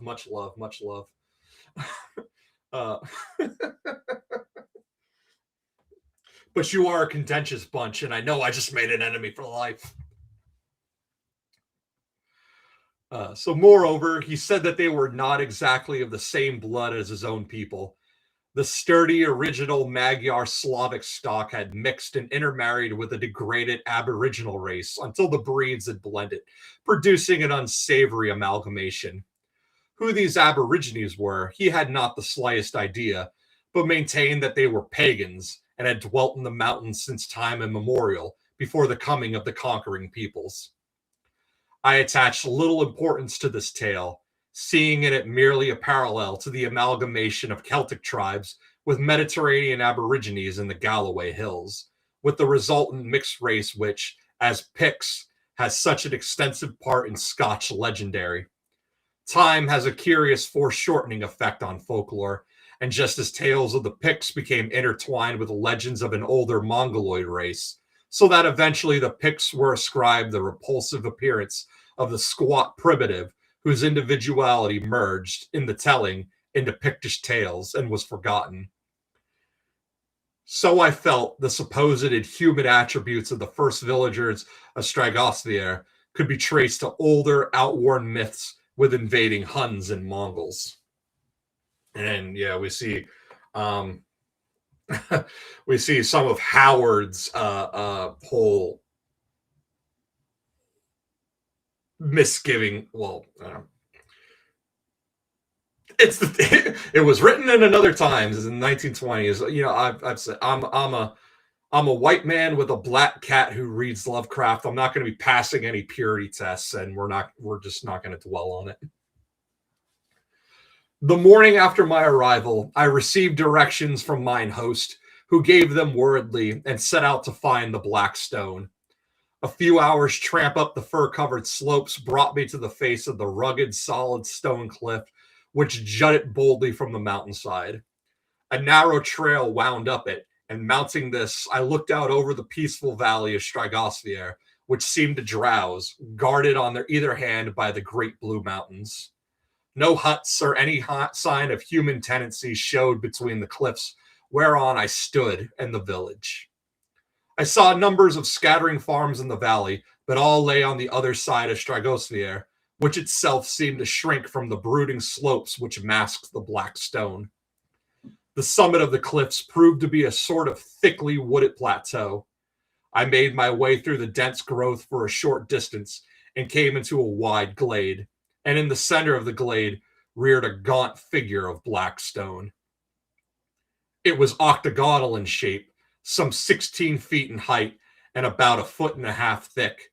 It had once evidently been highly polished, but now the surface was thickly dinted, as if savage efforts had been made to demolish it. But the hammers had done little more than to flake off small bits of stone and mutilate the characters which once had evidently marched up in a spiraling line and round the shaft to the top. And this is giving a lot of base of the high tower feel, right? So the high tower in Old Town, the white marble tower that sits atop it, is much younger than the fused black stone base on which it sits. And that fused black stone base is carved into some attribute it to the maze makers. And in those walls within that black base, we could imagine that there's probably some sort of symbols or hieroglyphs or characters chiseled in there. So up to 10 feet from the base, these characters were almost completely blotted out, so that it was very difficult to trace their direction. Higher up, they were plainer, and I managed to squirm part of the way up the shaft and scan them at close range. All were more or less defaced, but I was positive that they symbolized no language now remembered on the face of the earth. I am fairly familiar with all hieroglyphics known to researchers and philologists, and I can say with certainty that those characters were like nothing of which I have ever read or heard. The nearest approach to them that I ever saw were some wide, crude scratches on a gigantic and strangely symmetrical rock in a lost valley of Yucatan. I remember that when I pointed out these marks to the archaeologist who was my companion, he maintained that they either represented natural weathering or the idle scratching of some Indian. To my theory that the rock was really the base of a long-vanished column, he merely laughed, calling my attention to the dimensions of it, was suggested if it were built with any natural rules of architectural symmetry, a column 1,000 feet high. But I was not convinced. I will not say that the characters on the black stone were similar to those on that colossal rock in Yucatan, but one suggested the other. As to the substance of the monolith, again, I was baffled. The stone of which it was composed was a dully gleaming black, whose surface, where it was not dinted and roughened, created a curious illusion of semi-transparency. And here, I do want to bring up this. So I have this, which I got at a mineral festival. This is shungite. Shungite is a rare earth mineral. It's only found in parts of Russia. So here, this is in Hungary. So we're thinking Eastern Europe and the Russian Far East that crosses into Asia. Shungite, is the theory of how shungite got here is that it came on a meteor.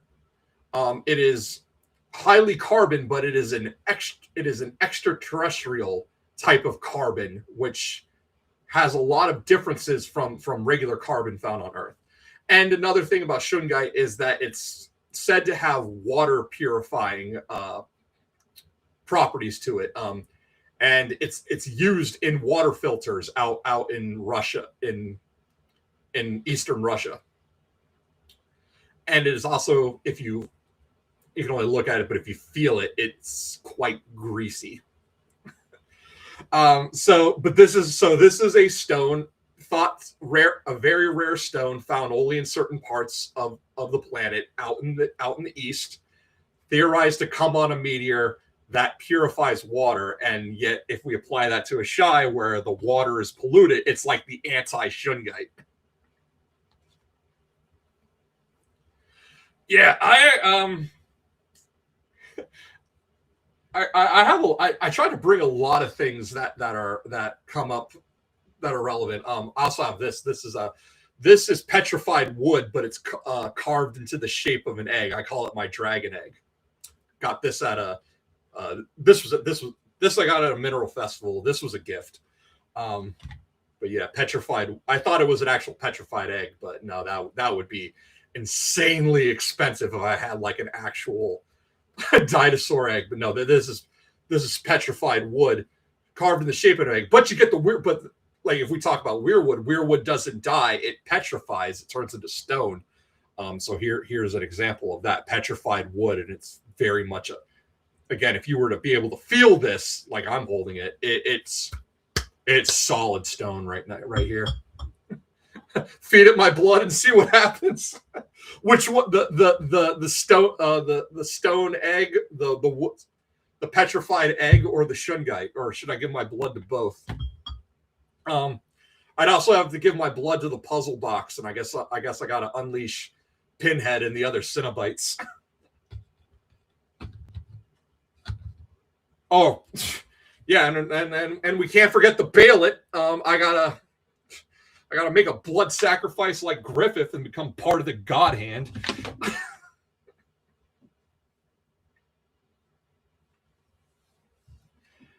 Yeah, my love of Lovecraft and horror knows no bounds. Like my commitment to the bit borders on mental insanity, I swear.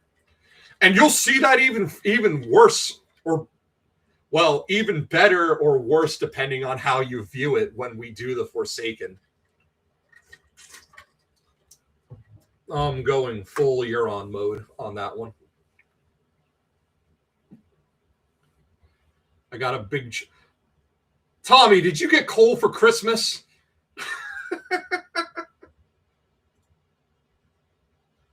I got a big chunk of this coal, and I was amazed at how greasy it felt. You ain't getting shit for Christmas.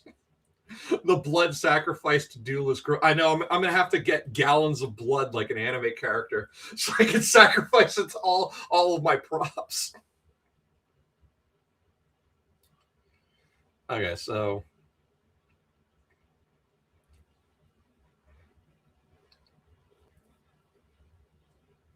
all right, so going back to the story, I spent most of the morning there and came away baffled.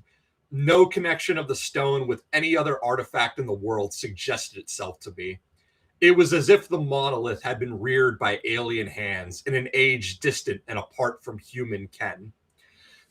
And I talked about, yeah, so this is where the Black Stone originates in this story, and then Lovecraft takes it and forms the Shining Trapazahedron, which is an artifact reared by alien hands. It was dropped by the Elder Things on purpose, and it hit the Earth in the form of a meteor, where it strikes Atlantis, and that's the first place that it surfaces. And then Atlantis crumbles, and then eventually the Black Stone Robert E. Howard takes the Black Stone back because he's like, hey, I was like, okay, like, so there's this. My friends and I, when we used to do this show, anytime we had an idea, if one of us liked the idea but wanted to add more to it, we had the saying, we go, I love it, it's shit, let me build on it, and then we would add more. So in my mind, this is Robert E. Howard comes up with the Black Stone. Lovecraft sees it, goes, I love it, it's shit, let me build on it. Creates the Shining Trapazahedron. And then Robert E. Howard responds with, I love it, it's shit, let me build on it. And he brings it back into the world of Conan. And there the Shining Trapazahedron finds itself in the hands of the Serpent Men of Volusia. And I've talked about the Volusians a lot when I invoke Howard in George's world. Serpent Men, Volusia, Dragon Lords, Valyria, and they get their hands on a Black Stone. And then that leads to their ruin. The Volusians, part of the Volusian Empire is the kingdom of Stygia. And then from the ashes of the Serpent Men, when Stygia rises and becomes like this new kingdom, this successor to the Volusians, that is inhabited by sorcerers who are Shadowbinders. So you see how one builds on the other from author to author. And then we get to George's world, which is just the one of the most recent creations that to be built upon it. It's the High Tower. Here's our Black Mound. Here's our High Tower, and we just keep building and building and building until the tower reaches the sky.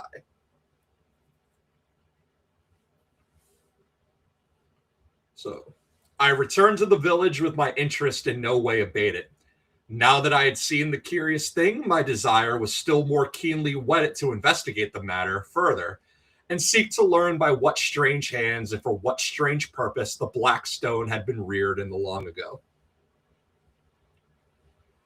No, so I will not be doing the mercy. That's why I'm doing this today. Oops.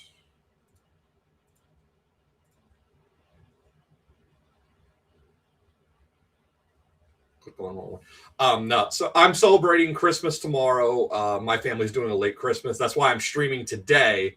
Because I won't. It's just going to be Dave and Sean tomorrow doing Mercy. But this is a preparation for when I come back for the Forsaken.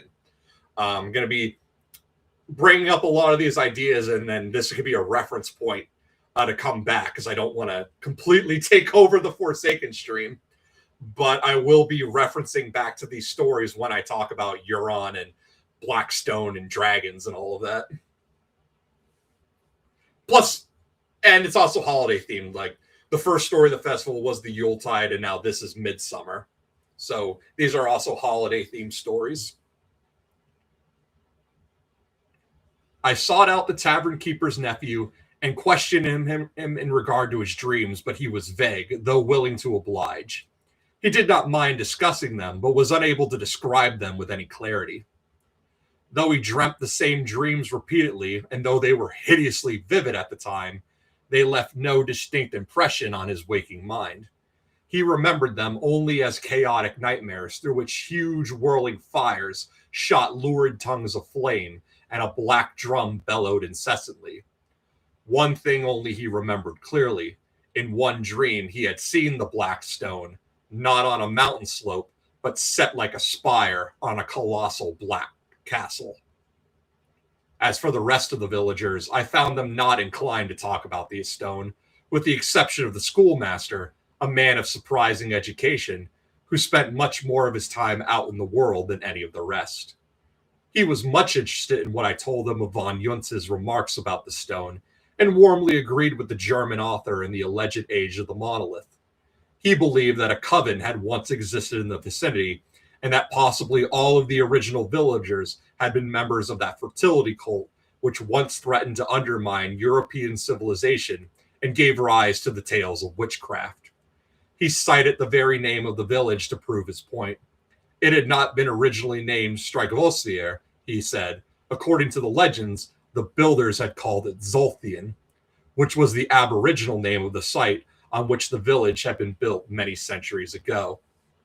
And so that name, Zolthian, sounds like it's close to Zoth.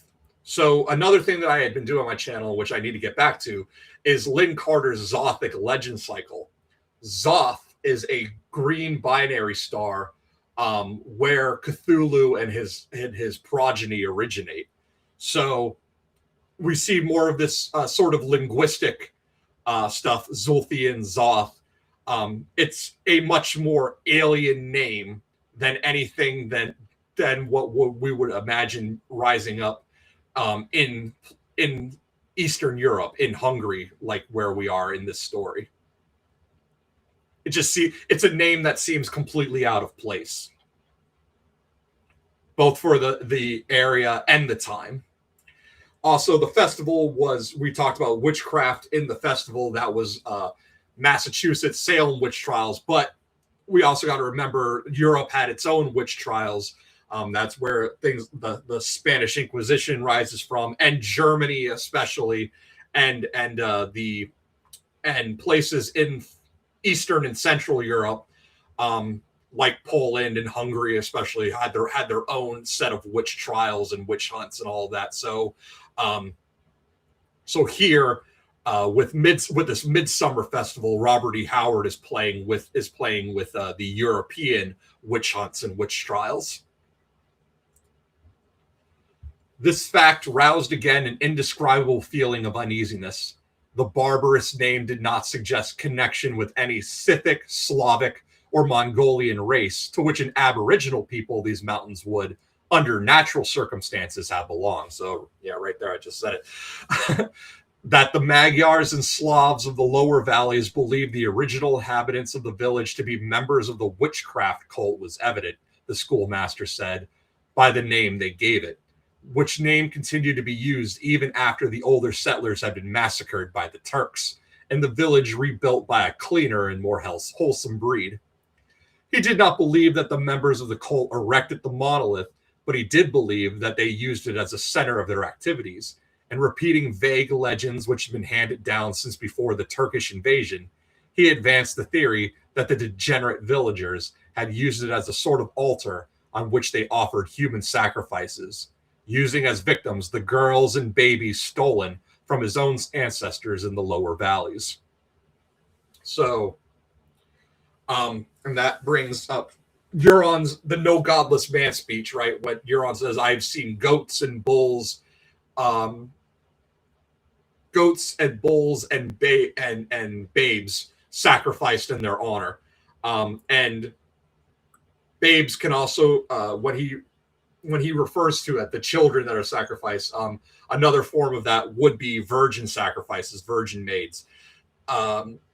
And here Robert E. Howard is bringing up both the virgin maid, the virgin sacrifice and the child sacrifice of babies. And also all three of those things that Euron mentions, they are the earth signs. When I showed my tattoo, I mentioned I'm a Virgo. Virgo is an earth sign. The other earth signs are Capricorn, the goat, and Taurus, the bull. So the three things that Euron talks about being sacrificed in the name of the gods are all three of the earth signs, all the earth aligned constellations. So there's your astrology for the day. He discounted the myths of weird events on Midsummer Night, as well as a curious legend of a strange deity, which the witch people of Zolthian were said to have invoked with chants and wild rituals of flagellation and slaughter. He had never visited the stone on Midsummer Night, he said, but he would not fear to do so. Whatever had existed or taken place there in the past had long been engulfed in the mists of time and oblivion, had lost its meaning, save as a link to the dead and dusty past. It was while returning from a visit with the schoolmaster one night, about a week after my arrival at Stragosier, that a sudden recollection struck me. It was Midsummer Night, the very time that the legends linked with grisly implications to the Black Stone. So you see why I'm picking these two stories, right? In the festival, it's the Yuletide, the winter solstice, and when our protagonist, our narrator in that story goes, he seemingly does a bit of time travel. He says that the man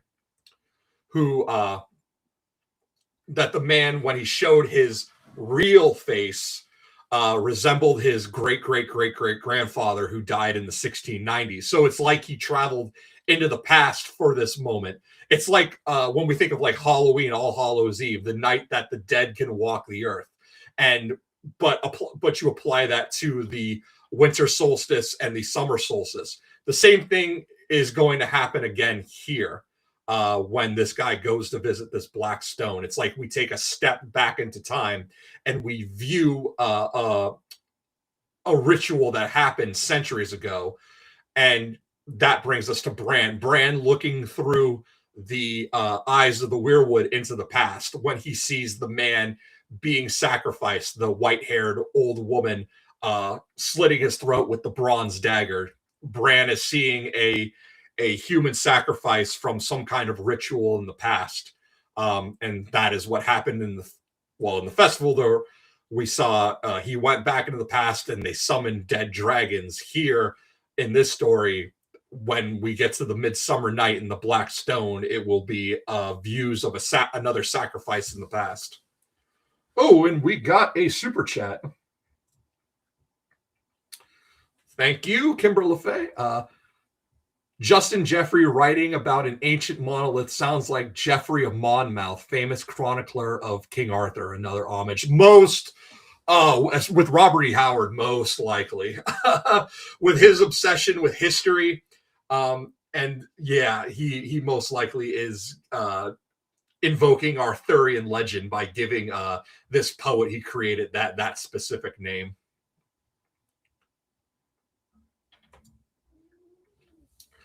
Oh, and while we're at it, so I should also bring up that I did get some PayPals earlier.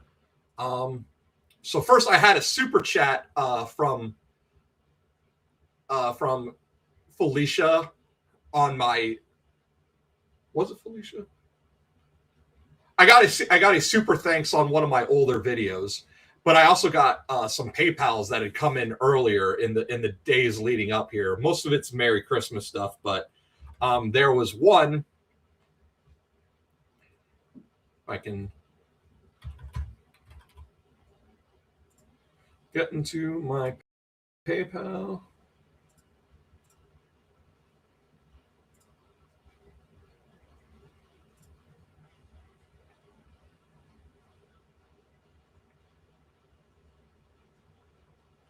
So first I have one from Genevieve. It just says, thank you for entertaining me with the LML streams every Sunday. I hope you have a great holiday. Thank you very much.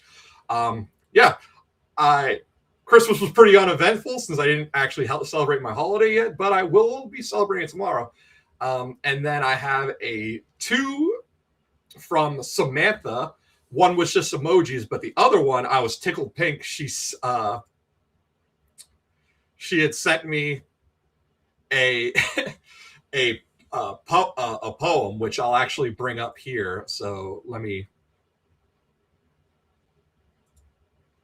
bring up the others. Replace screen sharing.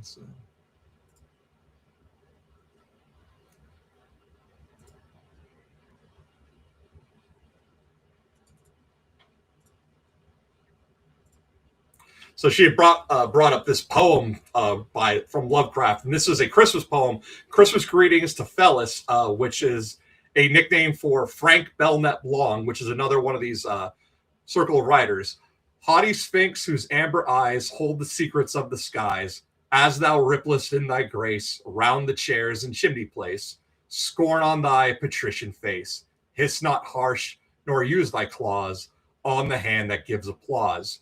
Good will only doth abide in these lines at Christmas tide. So that was a bravo. The best way to wish me a Merry Christmas was to send me Lovecraft's Christmas poem to his friend.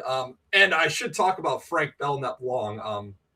His two most famous creations would be The Horrors at the Hills and The Hounds of Tindalos. The Hounds of Tindalos are a form of hellhound, but they are an icy hellhound. Lovecraft talks about non-Euclidean geometry a lot, which is one way of saying like non-Euclidean would be architecture that uses spheres. So like that giant sphere in Las Vegas, Lovecraft would think of that as heresy. But really he's talking about architecture in a fourth dimensional space. So the Tesseract is an example of this because it is a cube within a cube within a cube. And when you picture the Tesseract, when it's on the XY axis, you can sort of your mind's eye can create an idea of like, okay, this is a cube and I can see the properties of the cube. But when you put it on the ZW axis, that is when shit gets weird. If you put a Tesseract on a ZW axis and you start to rotate it, there becomes a point where your mind's eye will see it and it will make out shapes, but there's a point where it becomes a trapezohedron for a moment. It no longer is a cube. It now has 5 sides. Yet So your mind's eye makes that out, but it makes it out as a 5-sided figure. But all logic dictates that the tesseract is still a cubed. Yeah, a cubed, the super cube. And if you double rotate it on the ZW axis, then it starts to morph even more. It gets bigger and then smaller, and it compresses in on itself. It looks like it's swallowing itself. I think of that South Park line, like, have you ever seen a man eating its own head? If you double rotate a tesseract on a ZW on a ZW axis, it looks like it's eating itself. But then the other parts of the rotation, when your mind and your mind's eye is trying to make out what it's seeing, it sort of turns octagonal, and then it turns into a tetrahedron. And so that is where we get like this idea of the shining trapezahedron, right? It is this shape that should not exist. And all that you're seeing from it, like, your mind will make out some kind of shape, but that is only because it is what your mind and your brain sending signals to your eyes, and your eyes sending signals back to your brain. It is trying to make sense of something non-comprehensible. That's what Lovecraft means when he talks about this non-Euclidean architecture. He's talking about architecture built in a fourth dimensional space. So to stare at it too long, it's just going to cause madness, because what you're seeing and what it actually is don't line up. Your brain and your eyes cannot make sense of what it really is. And so it just starts to break your logic and your reasoning. Yeah, quantum mysticism. But yeah, anytime he's talking about non-Euclidean geometry, he's not just talking about like spheres or things built on parallels or other angles. But the point I was getting at is Frank Belknap Long knew about Lovecraft's obsession with non-Euclidean and how much it freaked him out. So he creates the Hound of Tyndalos. And in the Hounds of Tyndalos, it said that humanity exists within the curvature of space and time, and the Hounds of Tyndalos exist within the angles, especially the sharp angles that are 120 degrees or greater. And what the Hounds of Tyndalos do is they go chase. They are the guard dogs of time and space. And when people go mucking around with time, they go mucking around with time travel, they will chase them like. So another reference I would make is like, that Rick and Morty episode when they go beating up, they're looking for Rick and they go beating up Einstein. They're like, "Don't you fuck with time. Don't you mess with time. I will mess with time." The Hounds of Tyndalos are the guard dogs that are basically out there to tell you, like, to hunt you down for messing with time. And when the Hounds of Tyndalos appear, they appear in sharp angles. They first form as a sort of smoke or mist. And if you were to ever wound them, they bleed this blue ichor. So they are hellhounds that are forever chasing down their prey, but they are icy hellhounds.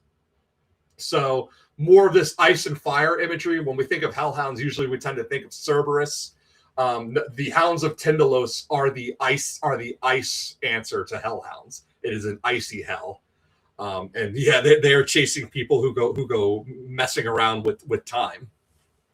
So George, I would not be surprised if George invokes the Hound of Tyndalos in some way, especially if Bran starts messing with time, like the way that Bloodraven tells him, like, you can't change the past or change the future. But it seems like Bran might mess with time, the Hodoring, we can say.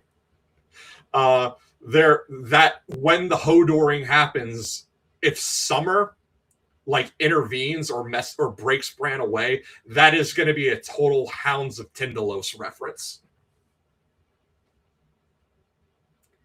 But I digress. We must go back. So I just wanted to but yes, thank you to everyone who sent in PayPals and super chats. I very much appreciate them. Anything that helps the channel, and it all goes to treats for the cats. So we will go back to the Blackstone. All right. So it was while returning from a visit with the schoolmaster It was okay, so it was Midsummer Night, the very time that the legends linked with grisly implications to the Blackstone. I turned away from the tavern and strode swiftly through the village. Strigosvier lay silent. The villagers retired early. I saw no one as I passed rapidly out of the village and up into the firs which masked the mountain slopes with whispering darkness. A broad silver moon hung above the valley, flooding the crags and slopes in a weird light and etching the shadows blackly. No wind blew through the firs, but a mysterious, intangible rustling and a whispering was abroad. Surely on such nights in past centuries, my whimsical imagination told me, naked witches astride magic broomsticks had flown across the valley, pursued by What the hell keeps happening?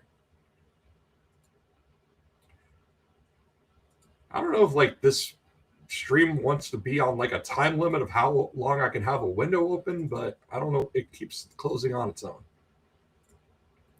All right.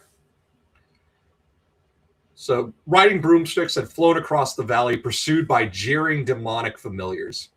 I came to the cliffs and was somewhat disquieted to note that the elusive moonlight lent them a subtle appearance I had not noticed before.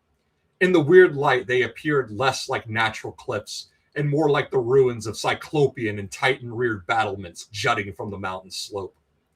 Shaking off this hallucination with difficulty, I came upon the plateau and hesitated a moment before I plunged into the brooding darkness of the woods. A sort of breathless tenseness hung over the shadow, like an unseen monster holding its breath lest it scare away its prey. I shook off the sensation, a natural one considering the eeriness of the place and its evil reputation, and made my way through the wood, experiencing a most unpleasant sensation that I was being followed, and halting once, sure that something clammy and unstable had brushed against my face in the darkness. I came out into the glade and saw the tall monolith rearing its gaunt height above the sward. At the edge of the woods on the side towards the cliff was a stone which formed a sort of natural seat. I sat down, reflecting that it was probably while there that the mad poet Justin Jeffrey had written his fantastic People of the Monolith. Mine host thought that it was the stone which had caused Jeffrey's insanity, but the seeds of madness had been sown in the poet's brain long before he ever came to Strigosvier. But we do know that that tavern keeper, his son stared too long at the stone, and now he's plagued with maddening nightmares ever since. And again, applying that to George's world, only the bravest of Shadowbinders will go up to Stygi. So why is that? What is up there? Something that makes even Shadowbinders fear to tread, and only the bravest among them are going up there. Something that's probably inviting madness if you to interact with it too long. And yeah, you got your Cyclopean. We didn't get it. I think we got it in the festival, but here it is again. A glance at my watch showed that the hour of midnight was close at hand. Oh, and again, yeah, midnight. So everything in the festival, everything started at 11 p.m., but it was around midnight by the time everything went downhill and our protagonist went stark raving mad. And here's going to happen again. So, is it like, since George never uses real time, but like the hour of the wolf? No, actually, he does say midnight, I believe. But the hour of the wolf is like the darkest hour of night. So it's probably close to midnight. Hour of the wolf is probably like 1 or 2 a.m. The darkest hour of night. 1 or 2 a.m. I'm sorry. A thin night wind started up among the branches of the firs with an uncanny suggestion of faint, unseen pipes whispering an eerie and evil tune. So we got our horn standing again. In the festival, it was flutes, and here now it's pipes. The monotony of the sound and my steady gazing at the monolith produced a sort of self-hypnosis upon me. I grew drowsy. I fought this feeling, but sleep stole on me in spite of myself. The monolith seemed to sway and dance, strangely distorted to my gaze, and then I slept. I opened my eyes and sought to rise, but I lay still, as if an icy hand gripped me helpless. Cold terror stole over me. The glade was no longer deserted. It was thronged by a silent crowd of strange people, and my distended eyes took in strange, barbaric details of costume, which my reason told me were archaic and forgotten, even in the backward land. So we see these repeating patterns, right? It's just the flip side. The festival, people were in costume and wearing furs and skins, and now here's the same thing, masks and costumes, but these are to celebrate the summer solstice, specifically the night of the summer solstice. Surely, I thought, these are villagers who have come here to hold some fantastic conclave, but another glance told me that these people were not the folk of Stragosvier. They were a shorter, more squat race whose brows were lower, whose faces were broader and duller. Some had Slavic and Magyar features, but these features were degraded as from a mixture of some base alien strain I could not classify. Many wore the hides of wild beasts, and their whole appearance, both men and women, was one of sensual brutishness. They terrified and repelled me, but they gave me no heed.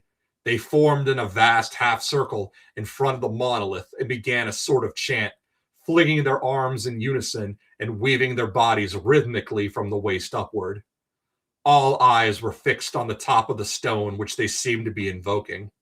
But the strangest of all was the dimness of their voices.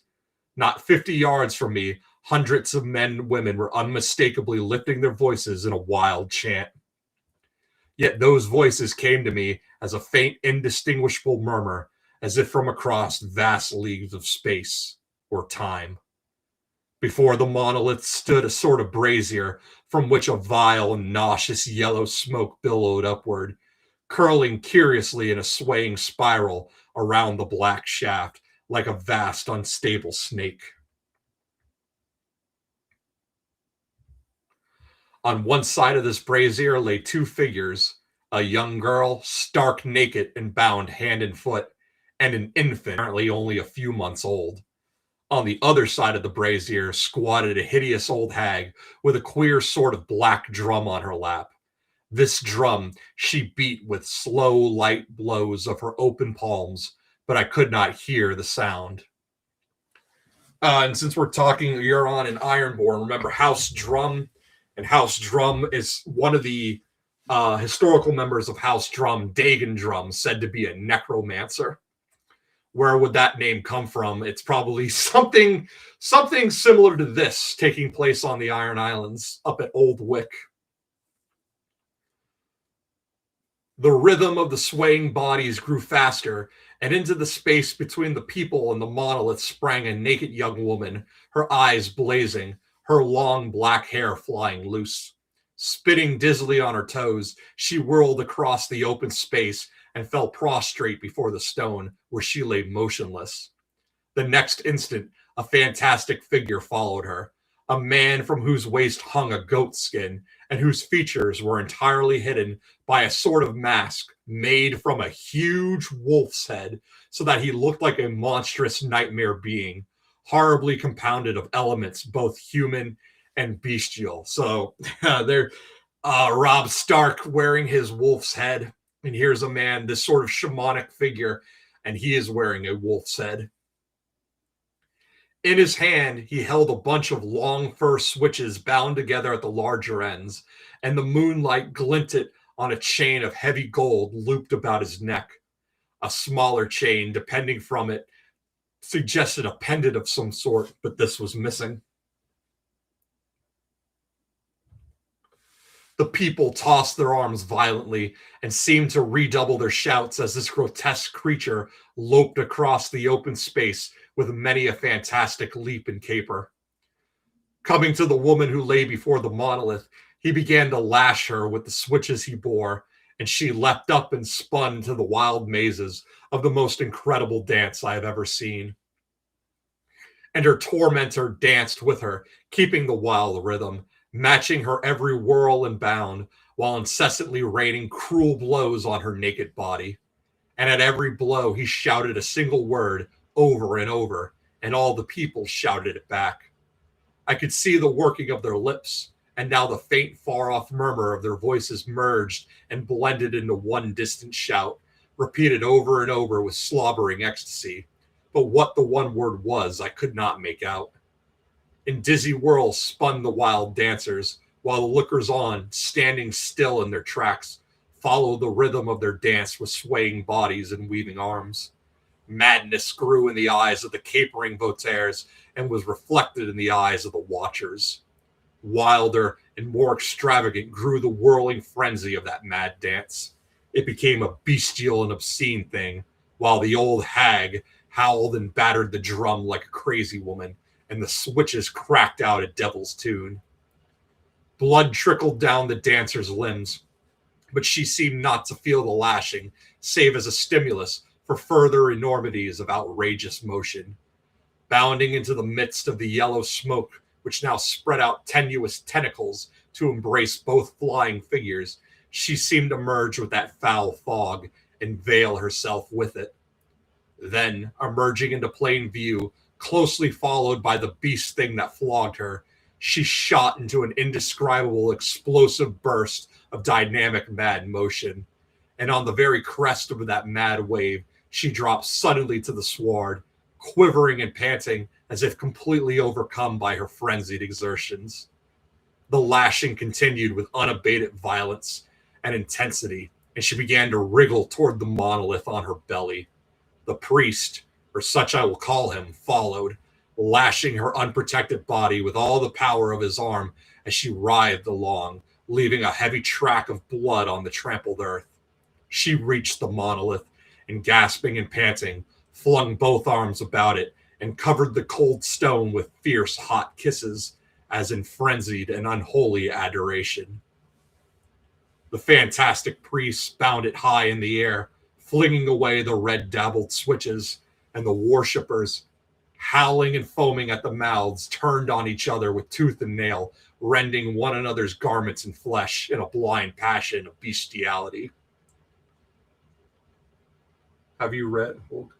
No, I haven't. That's something I'll have to... Holobeck? I'll have to look into that later. This does kind of give, this does kind of give feelings of a Dothraki wedding, right?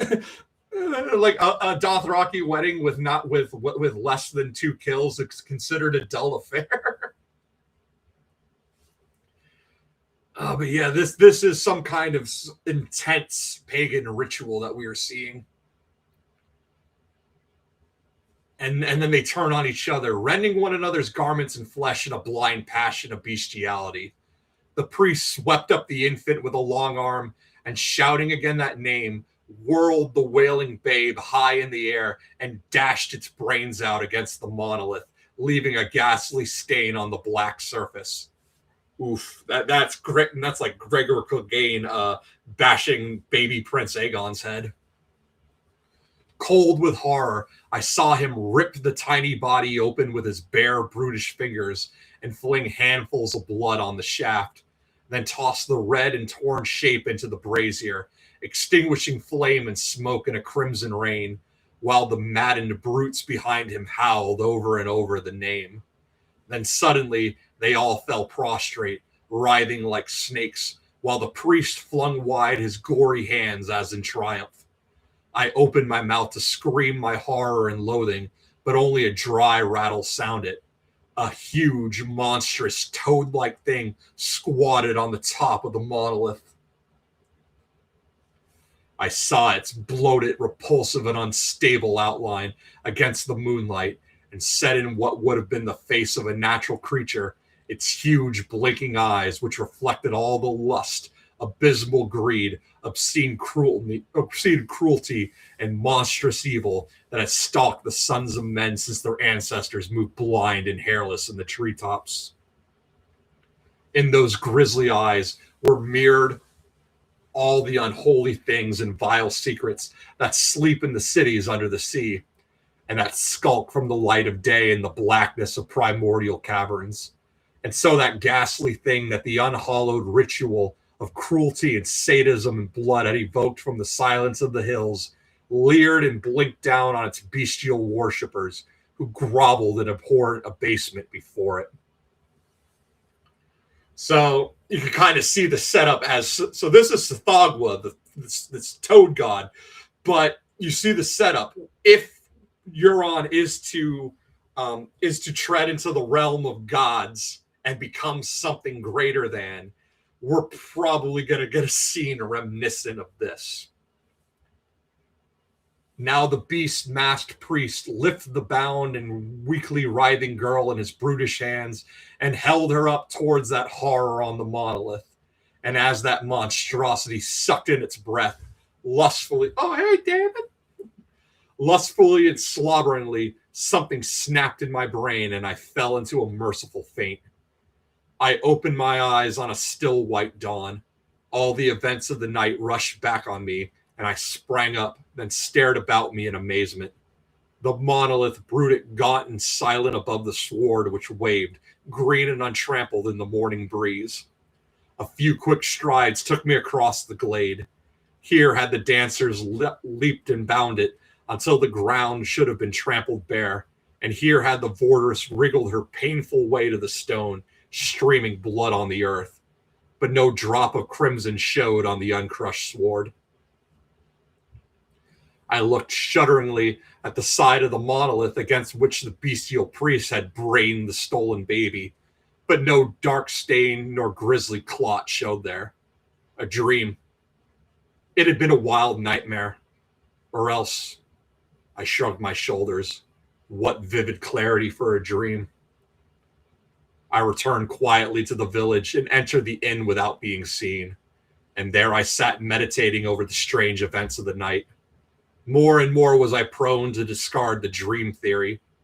That what I had seen was illusion and without material substance was evident.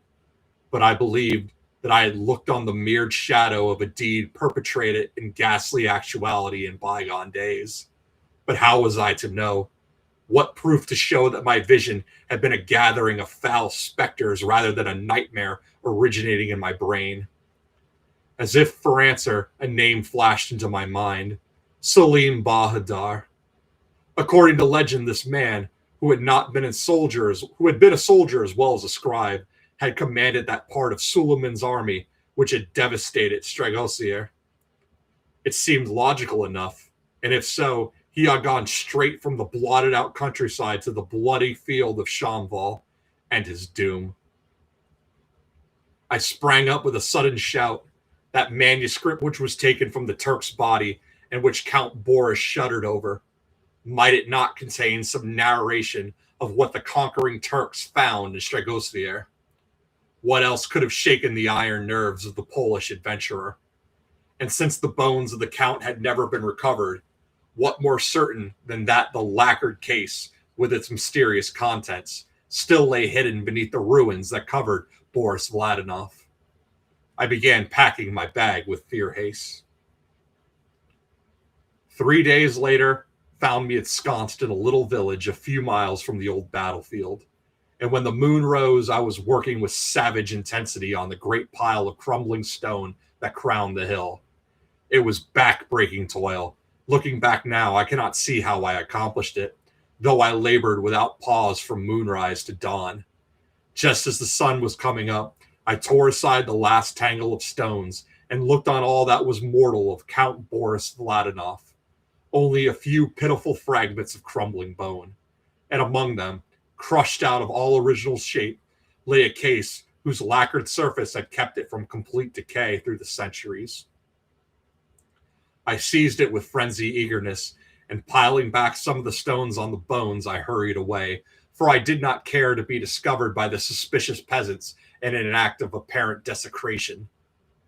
Back in my tavern chamber, I opened the case and found the parchment comparatively intact.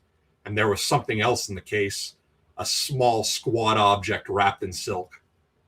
I was wild to plumb the secrets of those yellowed pages, but wariness forbade me. Since leaving Stragosier, I had hardly slept at all, and the terrific exertions of the previous night combined to overcome me. In spite of myself, I was forced to stretch myself on my bed, nor did I awake until sundown. I snatched a hasty supper, and then in the light of a flickering candle, I set myself to read the neat Turkish characters that covered the parchment. It was a difficult work, for I am not deeply versed in the language, and the archaic style of the narrative baffled me. But as I toiled through it, a word or a phrase here and there leapt at me, and a dimly growing horror shook me in its grip. I bent my energies fiercely to the task, and as the tale grew clearer and took more tangible form, my blood chilled in my veins, my hair stood up, and my tongue clove to my mouth.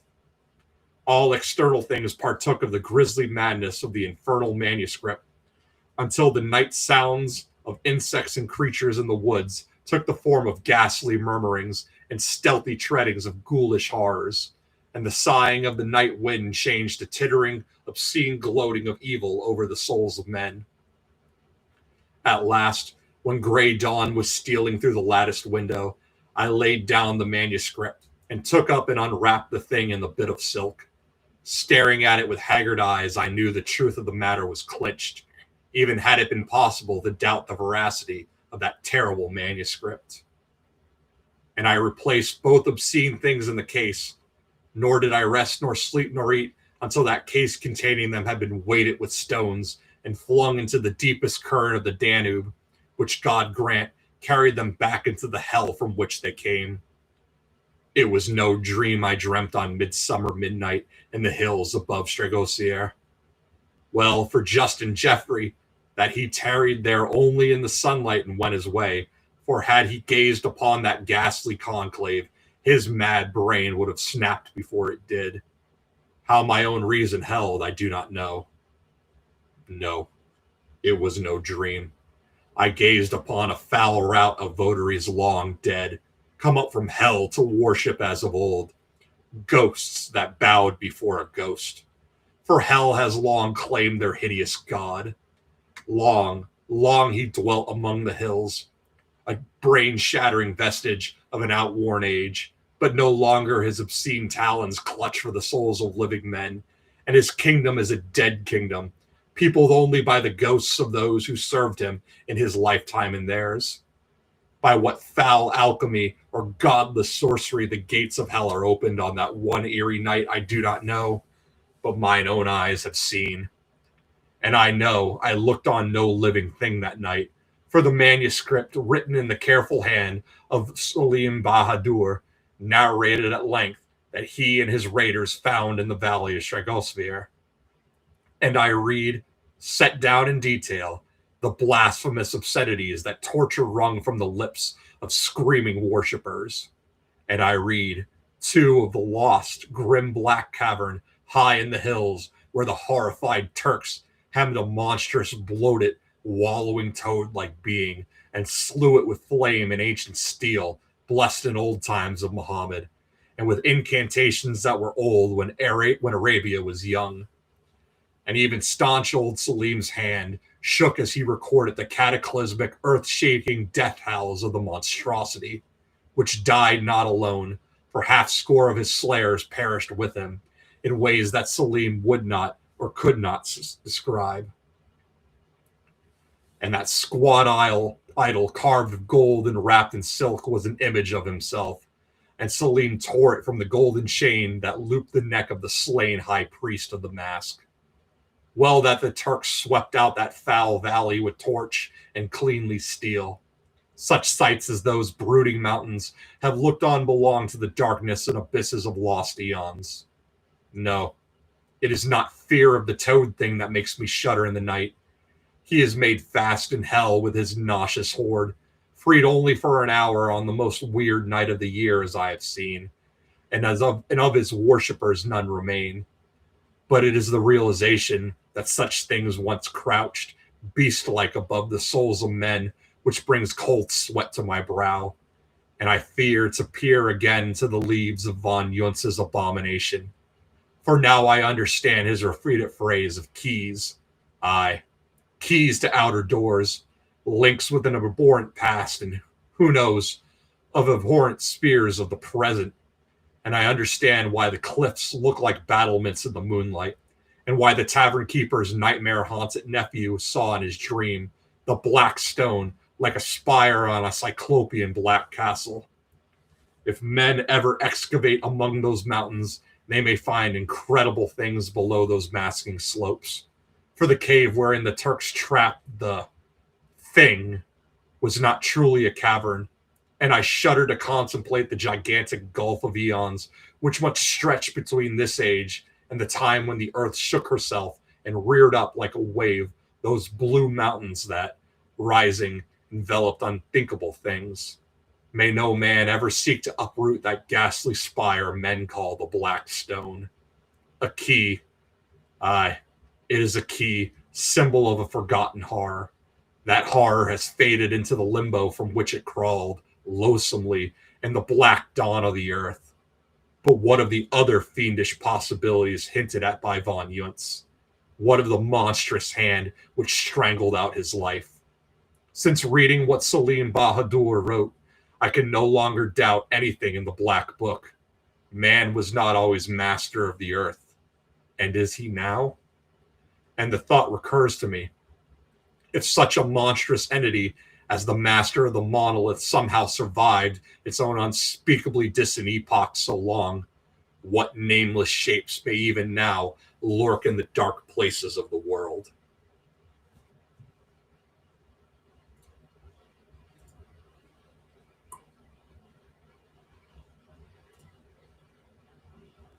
And that was The Black Stone by Robert E. Howard. And you could see why Lovecraft loved that story so much, to the point that he had to borrow the Black Stone, and why that toad god was incorporated into the Cthulhu mythos.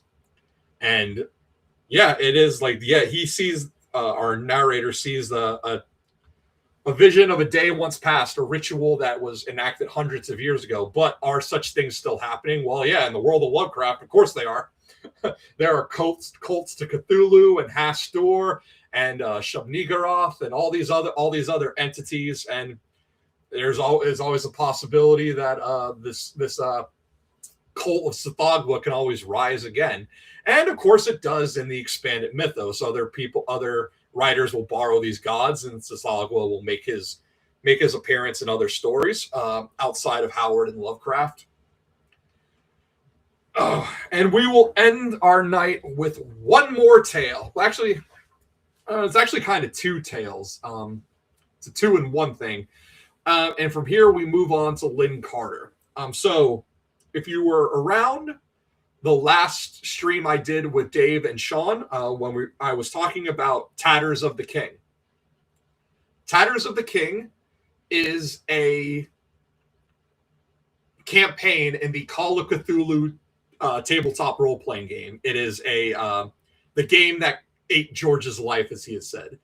It is adapted from a sonnet written by Lynn Carter called Dreams from Ryla. Lynn Carter was one of George's friends' contemporaries. He was an editor. He's one of the people who gave George his first big break, when he included one of George's short stories in his anthology series, Best Fantasy Stories of the Year. And it was the year after that George was included in this collection that he was able to sell Dying of the Light. And that is what allowed George to quit his job as a teacher and focus on writing full time. Now, I said George loves the Call of Cthulhu tabletop game, so you think a campaign adapted from one of the stories of one of his friends and contemporaries is going to go beyond his site? Hell no. So we are going to look at Dreams from Ryla, where Tatters of the King comes from. So...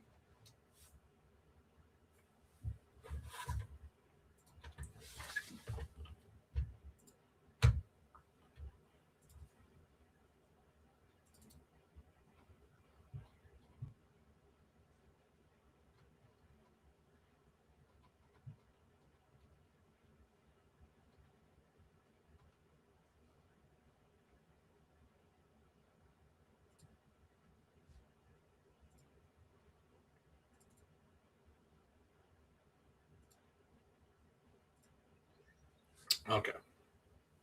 And this one, I do apologize, is not available in dark mode.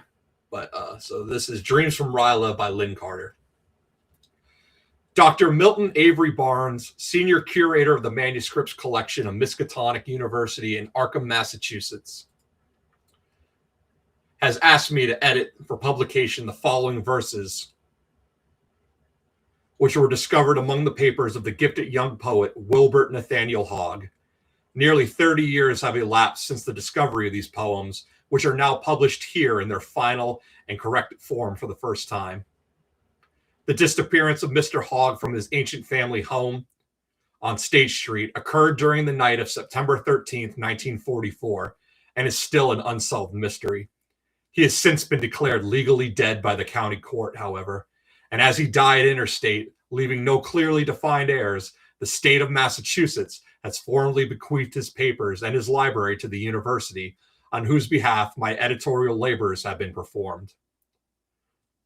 The Hogg family was established in the old seaport town of Arkham in 1693, when Isaiah Hogg, his wife and eldest son, settled there from Plymouth, England.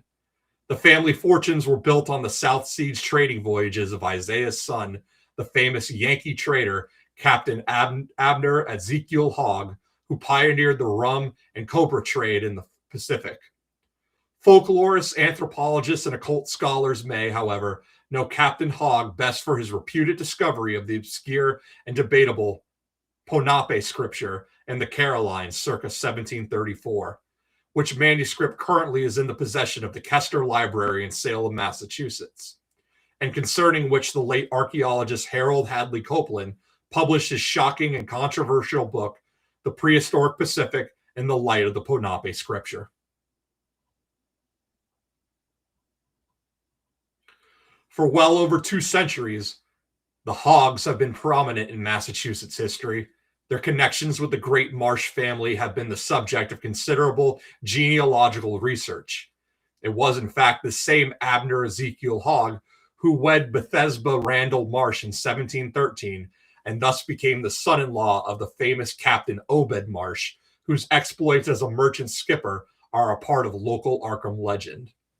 So this is referencing A Shadow over Innsmouth.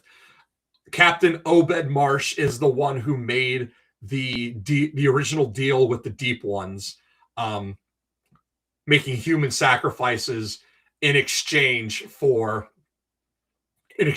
gold and treasures and fishing rights and all the stuff that brought prosperity to Innsmouth. And since then, Innsmouth has fallen on hard times once people found out exactly what Obed Marsh did, and why all the disappearances and the human sacrifice that was going on.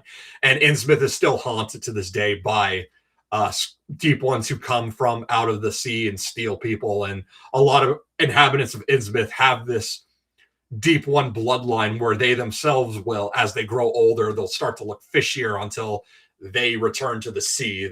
They go into the water, live there, die there. And yeah, Go Into the Water by Death Clock, heavily inspired by Innsmouth. Still later, about 1780, the Hogg family also intermarried with the old Kingsport line founded by Amos Tuttle in 1604. The House of Hogg may, then most fittingly, be set among the ancient patriarchal families of colonial New England, and in the light of their distinguished history, as it is exceedingly regrettable that the old line has become extinct at last. So Obed Marsh is an original Lovecraft character. Amos Tuttle comes from August Derleth when he created his branch to the Cthulhu mythos, which is the Hastur cycle. Our poet Wilbur Nathaniel Hogg was, of course, the last of his line, and with his death or disappearance, yet one more living link with the colonial past of our country has ended. He was only a youth of 23 when he vanished so mysteriously, and in all the years since that time, the facts of his disappearance have never been adequately explained, nor have the circumstances surrounding his death, or presumed death, ever come to light. Official queries at the time elicited from his neighbors that for some months before he vanished into the unknown, Hogg had become a virtual recluse and was seldom, if ever, seen. And then, only during the hours of darkness.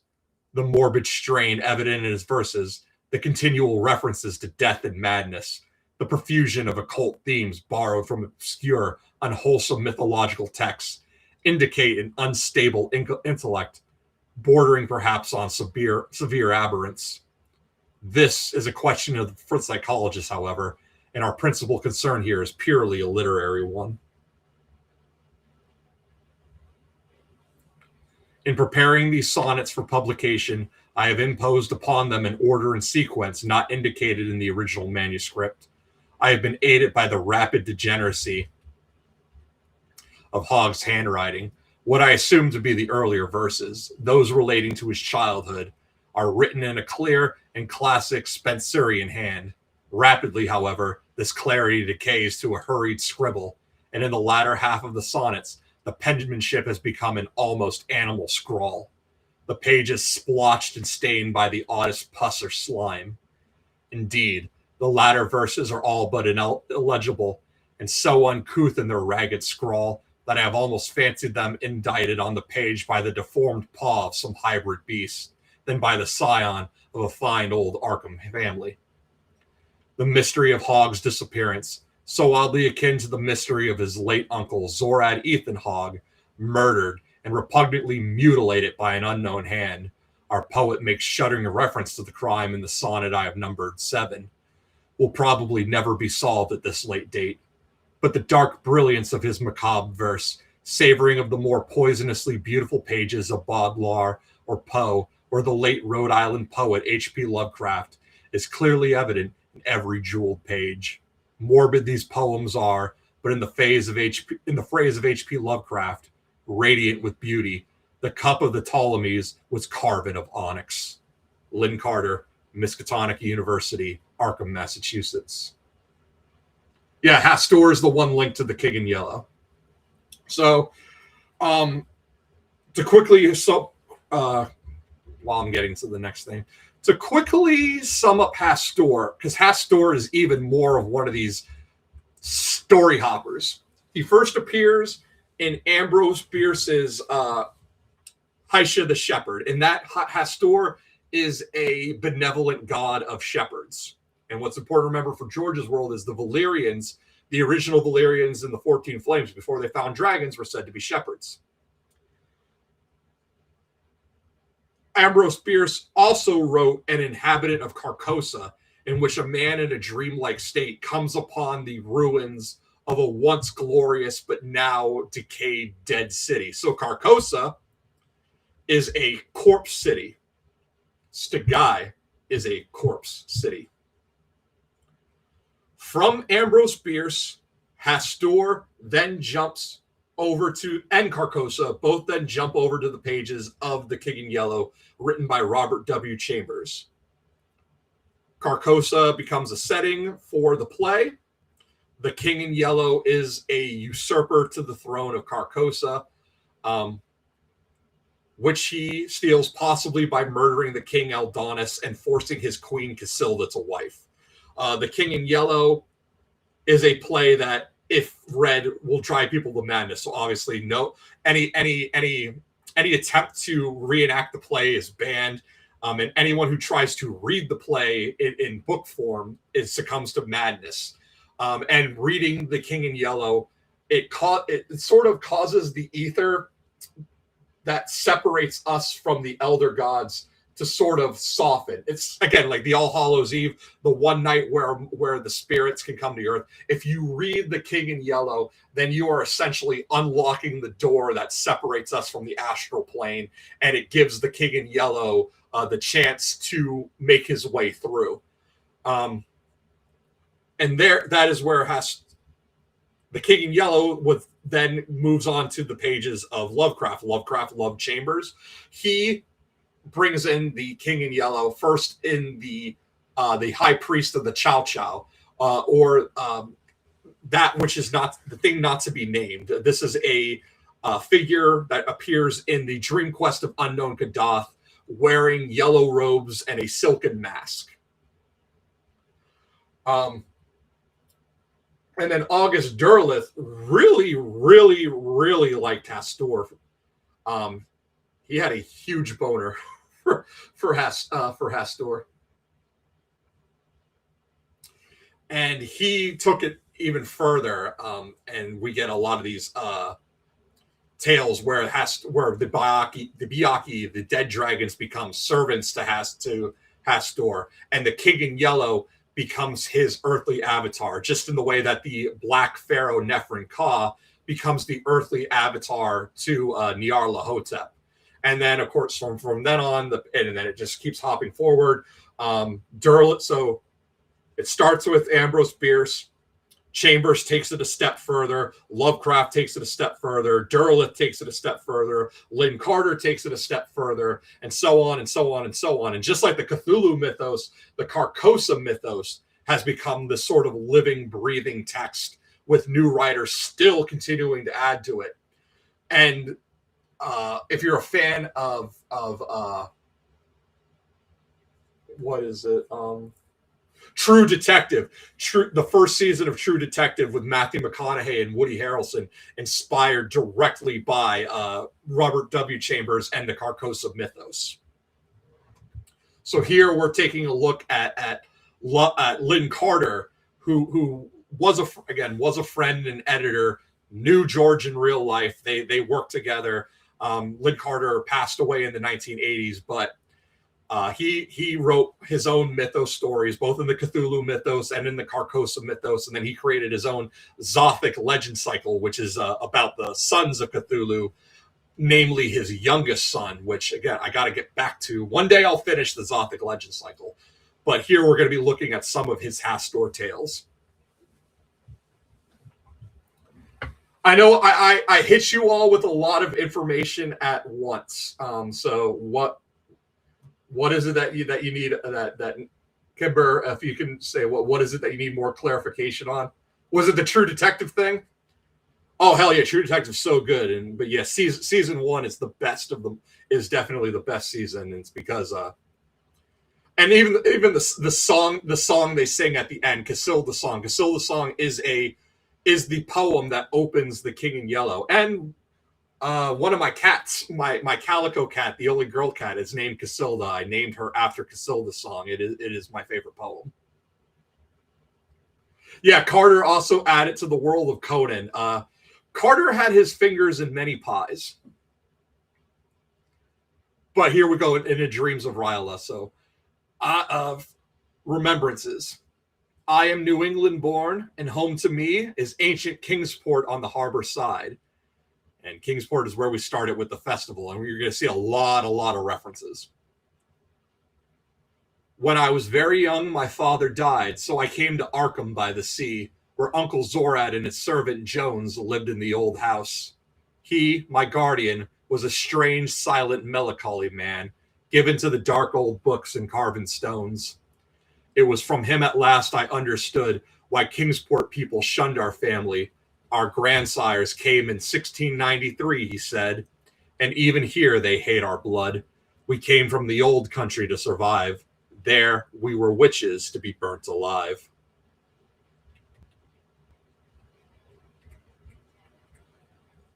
Arkham. How much I love the city's ancient ways, quaint cobbled streets, fan lights above the door. Arkham preserved a softer, gentler lore in this day's turmoil from lost, nobler days. I love the crooked alleys, narrow gray, and gabled houses leading all awry. But even then it had begun to die. The very air was noisome with decay. The river mist, rank with a rotten smell. The crowded houses slump, ran shackle thin. Arkham was like a corpse whose outward shell preserved a lifelike semblance while within. Worm, mold, and maggot in a wriggling slime bear witness to the leprous touch of time. It was that month when the festival, and yeah, we're referencing right back to where we started. It was that month when red Aldebaran burned in the solstice skies arisen late, with cryptic starry signs inconsolate, spelling some occult lore unguessed by man. The shifting starlights made strange shadows flit among the sliding coils of mist that flowed from the dark Miskatonic past the road, and every night the Dagon Hall was lit. It was a sort of church, old malformed oaks grew up around in a kind of ring. I overheard the servant say, "The folks wonder ye keep the lad from worshipping. Tonight is festival." I bent to hear my uncle say, "He's young, another year." The old wood. Northwards from Arkham up along the coast, the ancient woods that climb the hills around grow oddly thick for such unhealthy ground, and on the hilltops where they grow the most, all seem deformed and strangely overgrown, as if their roots, deep down within the earth, fed on the rank putrescence of some birth, malformed and monstrous, and best left unknown. Even the grass grows moldy, and a smell hangs in the air as though something was dead, while bloated fungi spread their stench as well. I asked my uncle's servants once, he said, "Sure, I can tell ye what he had not talked. That is the wood where once the black goat walked." The black goat refers to Shub-Niggurath, the goat with 1,000 young, and George invokes that with Qohor. The black goat of Qohor is basically Shub-Niggurath. The locked attic. He always kept it locked, the attic room, and ordered me to keep away from there. I wondered why, and one day climbed the stair and broke the lock. A place of airless gloom, with walls and rafters that leaned oddly wrong, and crazy angles that were hard to see, as in some alien geometry, with more dimensions than to ours belong. But nothing frightened me until I tried to open up the window for some air, and found it opened from the other side. I wiped the dusty pane and saw out there what should not be. I screamed and somehow knew what awful worlds that window opened to.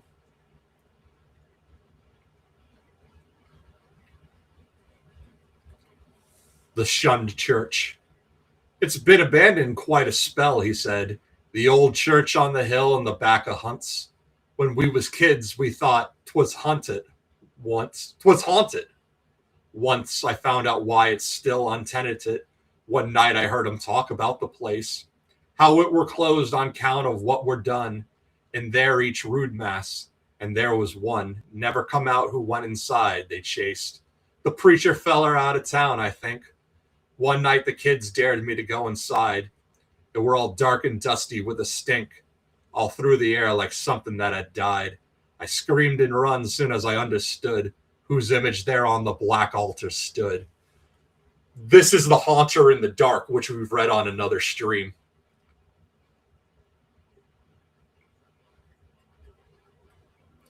The last ritual. The night he died, the demon star was high. It hung above the house against the dark, a cold, arcane malign and watching spark, like some green burning and cycloptic eye. They locked me in my room, but I could see my uncle take down that abhorrent book, at whose mad page I was forbade to look, Gordstadt's grim volume of necrolatry. I heard them chanting. They had closed the blind, and smelled some burning reek of Phidian. Then all was silence till the screams began.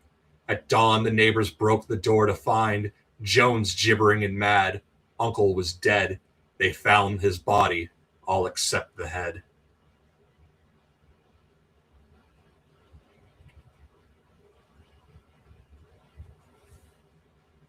When I was young, they never let me look into that room kept under lock and key. But when he died, my uncle left to me his strange collection. Almost every book was old and crumbling, curiously bound, in serpent skin and with a rotten smell, as of some tainted and abandoned well, or some dead thing long buried underground. I looked in one, and though my blood ran cold, I read it page by page. The night wind blew about the eaves, and when red morning rolled up from the east, I finished, and I knew those old books were not meant to be read by sane men. They were better burnt instead.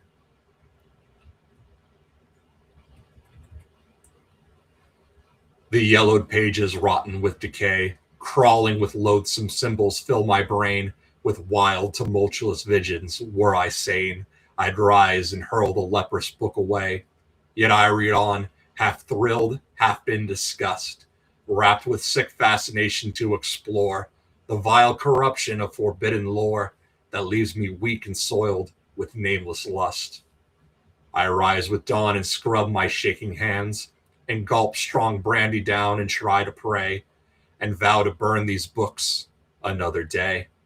But I am like one trapped in sinking sands, who strayed apart from the paths of men. The night will come, and I will read again. This lore was old before the rise of Ur, before the pomp of Babylon was born, ere golden Egypt knew her golden morn, or Tyre or Nineveh or dark Samir. Ere any human peoples tread the earth, the blue Pacific lapped the carven walls of seacoast cities whose basaltic halls were drowned in myth before Atlantis' birth.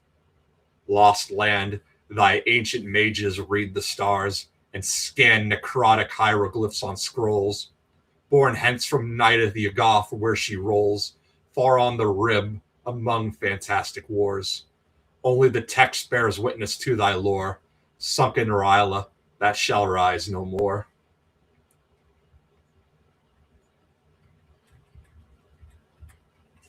Long lost in legend, Ryla sleeps, dreaming in sorcelled ages by the while. Slow fetid waves rush round her rotting pile, drowned in the uttermost of ocean deeps, until the stars are right, when from that tomb the awful dead her primal ruins hide, shall rise tremendous as was prophesied, until that hour she sleeping bides her doom.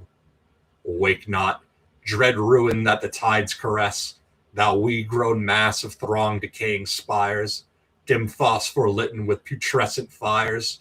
Sleep on, thou whelmed, accursed necropolis.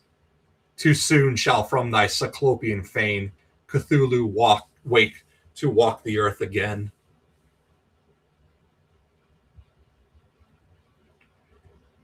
In what remote Hyborian clime, under what alien configured skies, namelessly constellated it doth rise, it is known to none. In the abyss of time no eye hath seen the sable mountain rear, her pinnacles the place have not been guessed, where Kadath lifts her onyx castled crest, among the Shantok guarded deserts drear.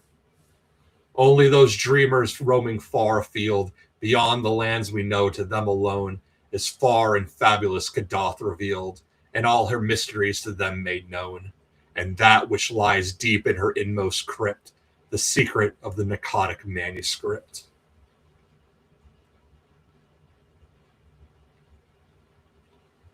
Only Alhazred of all mortal men hath seen far Yuggoth lost beyond the rim, and drowned Ryla where lies buried him, who was before and who shall be again, the cloudy shores of fabulous Hawley, on dread Carcosa where Hastur abides, that cavern deep where Sithagwa hides, no wizard else hath known save only he. Alhazred saw, and from that sight returned, out of the nightmare deeps of the abyss. If thou wouldst know the elder lore he learned, and passed down from that century to this, read of those horrors of the primal dawn, recorded in the Necronomicon.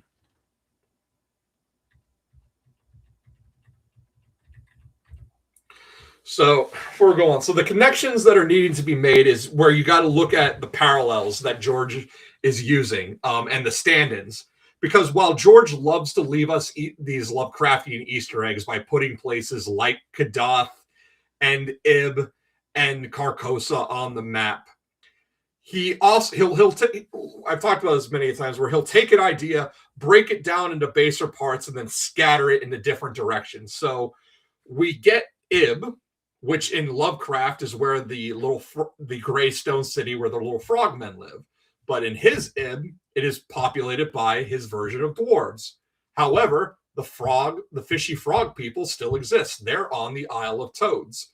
They have this oily black stone carved in the likeness of a giant toad, which is like the likeness of Thithagwa. While George gives us Kadath and Carcosa, he also creates his own versions of them. Ashai is his stand-in for Carcosa, and Valyria is his stand-in for Kadath. The Shantoks, which are one of the dragonic creatures, roost along the deserts outside of Kadath. just as dragons roost along the volcanoes that make up Valyria. And then the Byakhee, they roost along the mountains that overlook the cloud lake of Carcosa. And in Ashai, we have the Lake of Holly is represented by the River Ash. And George puts in the world book what lays outside of Ashai in the deeper shadow, in the Shadowlands, demons, dragons, and worse. And then even his own Carcosa, where you look at it on the map, it lays in the open ranges of the mountains of the Morn. So it's where the mountain pass opens, and it sits on the hidden sea. So the hidden sea is also like a callback to the cloud lake that obscures Carcosa. So it's more of this idea of like, where do dragons come from? Do they come from Valyria? Is the Valyrian myth that they used to be shepherds who came upon dragons in the 14 Flames and tamed them themselves? Or do dragons come from the shadow, and it was a people who came from the shadow who then brought dragons over to Valyria and taught them? George is playing with both ideas by having dragons in Valyria, but mentioning dragons in the Shadowlands. And that is how Shantox exist in Kadath, while Byakhee exists in Carcosa. Both of these cities have their own form of dragons. George is playing with those motifs and purposely muddying the waters to always keep us guessing. Like, do dragons originate from the shadow? Do they originate in Valyria? Are they some kind of weird science experiment made between wyvern and fireworms? It's like all of these are acceptable answers because all of them have evidence traced back to these older stories.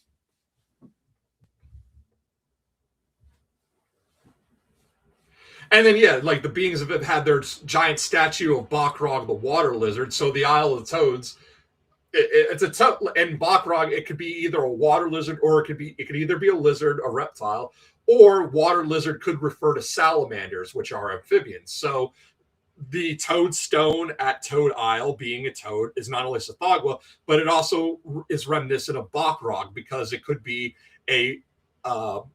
it's just replacing the amphibious salamander with a different type of amphibian, or it's a stand-in for another reptilian creature. In our hierarchy of species, reptiles are only one step above amphibians. So you see, like, again, it's that ladder I talked about. Or it's that high tower. Here's our fused blackstone base. Here's our eye tower, and we keep building floor after floor, story after story, until we reach the sky. One guy builds off the other. One guy riffs from the other. Pastiches, odes, all of that, homages. And George is just like another person who got into this and is creating his own sort of ode to it. Like the Far East, everything past the Five Forts is essentially an ode to the Dreamlands. So back to our sonnet. Far to the north an ancient kingdom lies, in frozen lands where only glaciers rule. Beyond the pole, beyond Ultima Thule, the tomb-like towers of the city rise. This is a cursed land where none dare dwell, and silence guards the empty altars where... Actually, I said Ashai. Actually, Stgai would also be a better stand-in for Carcosa because it's a dead city. So, but both work in their own way. There's a cursed land where none dare dwell, and silence guards the empty altars where, in ages gone, by spell and rite and prayer, the wizard priests unloosed the hordes of hell. But all the terrors of that primal year sleep glacier guarded under walls of snow, and never shall arise, and this I know, yet is my soul still haunted by this fear.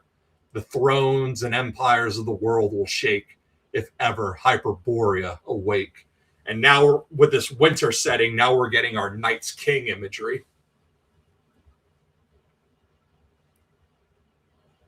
So people like Azor Ahai, the Night's King, Bloodstone Emperor, and Euron are all of these evil wizard stand-ins.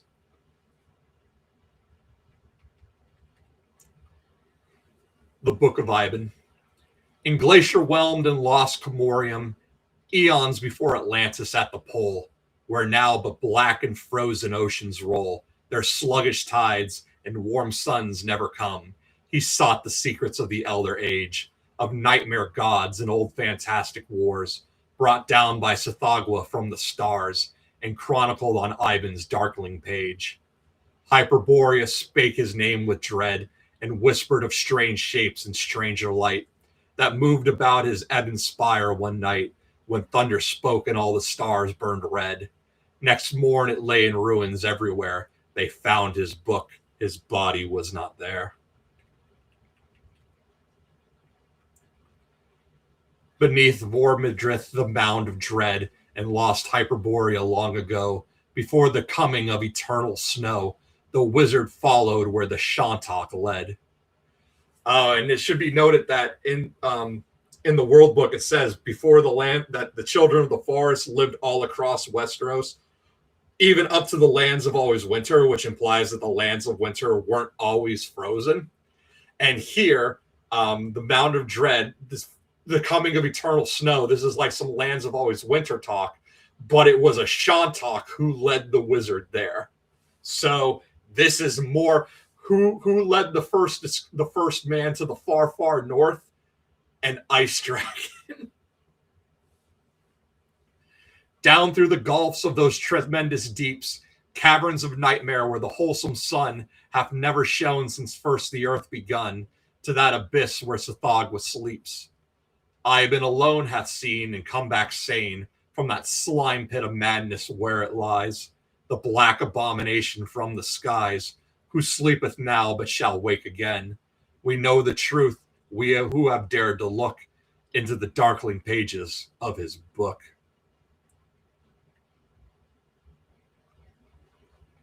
In dreams alone I tread those jungled streets, where shattered columns, black with hoary age, hint of the splendor of some crumbling page of history now legended. The seats of prehistoric majesties still stand, the monstrous walls, the cryptic minarets, but whose the hand that raised them time forgets, mazed in the darkness of the silent land. So now, this stanza, Black Zimbabwe, this is Yin. There's no other way of saying it. This is Yin. Only the moon remembers ages gone, the glittering barbaric wizard kings who found the sign and made the offerings in the forgotten ages of Earth's dawn. The moon alone recalls that nameless crime that wiped them from the memory of time. And Yin also sits on a river. You follow the river, the Zamoyos, that'll lead you through Zamatar and eventually leads down into Yin. So, yeah. In Sithorios, it is an Africa analog. Something is wrong tonight. Far out to sea, strange phosphorescence flickers from below. The ocean heaves and waves uneasy slow. That roil and bubble in old prophecy comes back to haunt my soul. The stars burn cold in patterns oddly wrong. And now the deep surges like something stirring in its sleep. Is this the night the ancient books foretold? Yeah, the seas unfold, the shape 'tis true. He rises from the city old as time. I woke and knew it but a dream, yet knew the blood congealing truth of that old rhyme. That is not dead which can eternal lie, and with strange eons even death may die. And we should all know by now the Ironborn prayer comes back harder and stronger, and the drowned gods' watery halls. The watery halls are R'lyeh. The drowned god is Cthulhu, and the prayer is based off of this rhyme.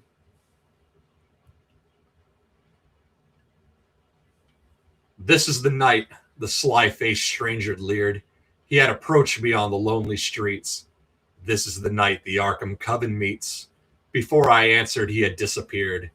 At nightfall, I went down the cellar steps, and through that secret door which I had found, it led by dark ways tunneled underground into a cavern abyss in the depths. Weak with a mingled loathing and desire, I joined the hooded throng and milled and whirled about the standing stones red lit with fire that flamed up from the bowels of the world. One hailed me, Zoth. He was robed in red. That was your uncle's coven name, he said. The coven master gave to me a phial of that dread opiate that is the key to dream gates opening upon a sea of arcanic vapors mile on mile. Stretch ebon coasts untrod, where from spire, pylons of rough-hewn stone climbing the skies, alien constellated where arise gray mottled moons of cold and leprous fire. My dream self roamed the cosmic gulfs profound, past demon-haunted Hadith, wherein deeps of foul putrescence buried underground, the loathsome Shoggoth hideously sleeps. I saw and screamed in my doom of dooms, learning at last where the black lotus blooms. I drank the golden mead and did those things, of which I read within the ancient book. The wind awoke, the elms and willows shook before the thunder of fantastic wings. Down from the cosmic gulfs the monster fell, the grim, stupendous bat-winged Byakhee, come from the cloudy shores of Lake Holly, black-furred and iron-beaked with eyes of hell. When I bestrode its back, the beast unfurled its vast and mighty wings. Across dark seas of space we flew, amid the Hades. We reached at last that bleak and mythic world, to men forbidden and by gods abhorred, Carcosa, where the great Hastur is lord. It was a scene that I had known before, this barren, desolate, and dreary expanse, through which I wandered in a dreamlike trance, and there in somber splendor by the shore of dark Holly the nameless city stood. Black domes and monolithic towers loom, stark and gigantic in the midnight gloom, like druid menhirs in a haunted wood. These streets and walls I seem to half recall, wandering blindly through the winding ways, beneath the sky with strange black stars ablaze, from some mad dream, or was it dream at all? Aye, here it was I heard Casilda sing, where flapped the yellow tatters of the king. Down the dark streets of monoliths I passed, the shambling, faceless figure of my guide, a voiceless thing that beckoned at my side, and to the dreaded gate I came at last. Before the silent guardian I made the black unhallowed sacrifice, and spoke. Name at whose sound forgotten echoes woke, the portals gaped, I entered unafraid. Fate, or my stars, or some accursed pride had brought me here. Naked I stood alone, and took the vow before the elder throne. He laughed and drew his tattered mantle wide. Oh, do not seek to learn nor ever ask what horror hides behind the pallid mask. Ooh. In dreams the demon comes upon the hour, a full moon over Arkham, and I see the opal shores of seas unknown to me, where Babel tall, bizarre, the city's tower. Black and basalt metropoli of myth, a throng with ziggurat and pyramid, that scale dark skies where ebon moons are hid. Is it a dream of Yadath or of Eth? Or some outer and undimensioned sphere beyond the cosmos I seek not to learn? Upon what occult world those ruins rear, remembering those books I ought to burn. This much I know, the cities and the shore were somewhere, somehow, known to me before. There lies a world beyond the seas of night, past the last planet on the farthest rim of curving space, where by some cosmic whim it reels and wheels beyond the shores of light, lost in the howling dark. The eye of man can never glimpse its lone imperial place, deep in the blackest depths of elder space, nor astronomic glass may ever scan. This is the planet that Alhazred knew, beyond the measured known and numbered 9, lost and alone, where never sun doth shine, nor soft wind blows, nor skies are ever blue. Far in the midnight deeps beyond our sight, there the black planet rides the tides of night. Dreams hold no dread for me, for I alone went down the 700 steps and past the gate of deeper slumber till at last I went beyond the limits of the known. I have seen many columned Yawnoth lay, and talked with serpent-bearded Byakhee, and flown on the night gaunts to the last abyss, have glimpsed the fetid pits where Abath lies. All worlds lie open to me, time and space, reveal their darkest secrets to the one who dared the nighted realm of they who shun the light and comes to gaze into his face. What I have seen would drive you mad, yet I cannot go mad. I cannot even die. Where ominous the mold-encumbered walls of riven citadels old as Nar rise in their ruin from a distant star, I wandered now, nightmare alone recalls those greenly litten vales of writhing trees, whose scaled and snaky limbs reach for my flesh, and whose black hellish jungles beyond Kesh, where I with ghouls converse by fetid seas. And there was one that I shambled from the feast, whining with ignorance to scan my face, a filth-encrusted, gaunt, hound-muzzled beast, who sought to fold me in its vile embrace. It spake those words at which I paled and fled. I was your uncle when I lived, it said. So this sounds like Second Life in a wolf. If the wolf could speak. They ride the night wind when the demon star over the horizon burns bale red. Come from the charnel. This is literally Euron's forsaken thing, the bleeding star. They ride the night wind when the demon star over the dim horizon burns bale red. Come from the charnel pits of the undead. Nadir of nightmare where the Shoggoths are. Now till the light of morning lit in east bids them return to the unbottomed slime. Freely they roam the darkling earth a time, and from fresh grave abominably feast. These are they spawn that night at pits confine, and thou shouldst thou lights them in the midnight gloom, then art thou lost, for not the elder sign that seals the great Cthulhu in his tomb can't save thee from the hungered maddened wrath of the begotten of Shub-Niggurath. I have seen Yith and Yuggoth on the rim, and black Carcosa in the Hades, and in the slimy depths of certain seas I have beheld the tomb where lieth him, who was and who shall be, and I have flown astride the Shantak or the Byakhee, where Kadath in the cold waste terribly bears up her onyx-castled crest unknown.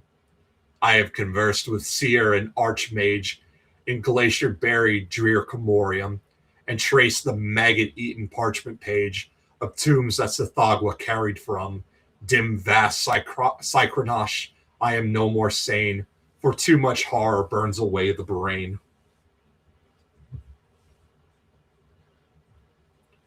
Sometimes I dream that I was once a man, or on some small planet in the deeps of night, and not a mindless mewling parasite. And with my brethren off Aldebaran, or Green Algo, I sometimes seem to trace, against the dark a smiling lovely thing. I half recall a voice that used to sing, "Oh lullabies, is it my mother's face? Is it a vision, dream, or memory? The chittering horde about me sweeps me on. The half-remembered vision dims, is gone. An ancient pain gnaws at the heart of me. From this strange dream, this mystic cryptogram, I wake to horror, knowing what I am." From Black Nar, from Yuggoth on the rim, and those liquescent pits where Shoggoths bloat, across the cosmic gulfs of spheres remote, we come at the command of him, who is our Lord and Father, bleak Kadath, and frozen Lang have known our awful tread. Lost ye in the Pacific quailed in dread before our coming and our Father's wrath. And some of us were human once, and some have never even heard the name of earth. Abominations of monstrous birth, out of the womb of nightmare when we come, the nations kneel in fear before our step. We are the children of Nyarlathotep.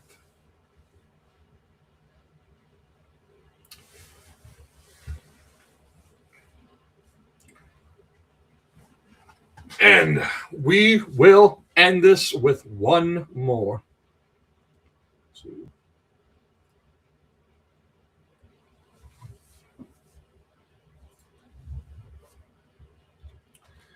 And this is another one by Carter. And this goes more into Euron Endgame. And this is only a fragment.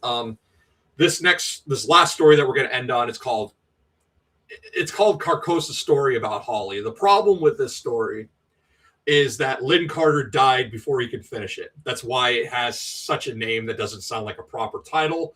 And it's only a fragment. He only got a few pages in, but even these few pages still they haunt the story of A Song of Ice and Fire.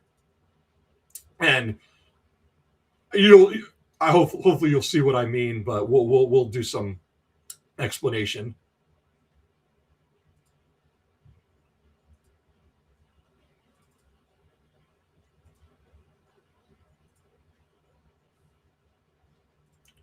So we'll read this, and this is where we will end for the night.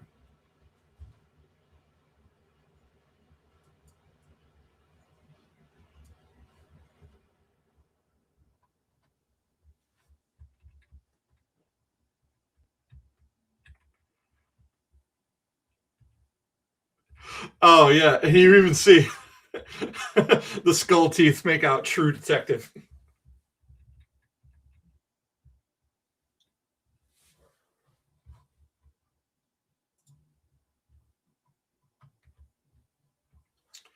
Okay. Now it came to pass late in the first year of the terror that they that reigned from Beetlejuice spake in his dreams to their servant, the necromancer Holly, yea, even him that was called Holly the Wise. And he rose up and departed him hence from the immemorial city, and did wander for some certain time in the wilderness, beneath the twin suns and the strange moons that illume the skies of that world of Carcosa that is in the Hades, and whereof the scribe doth write. And in sooth, now that the grave did give up, sheet it dead, to stalk and gibber through the streets, it beseemed wise for a necromancer like Holly to make himself scarce. So, just to give a little bit of history, so Carcosa sits on the Cloud Lake of Holly. The lake is so named for this character, the necromancer Holly, who made a hovel which sits upon the lake shore. In fact,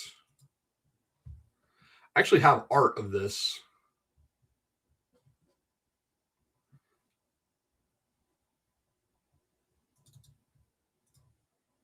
So if you on my YouTube page, this is actually the artwork for my banner.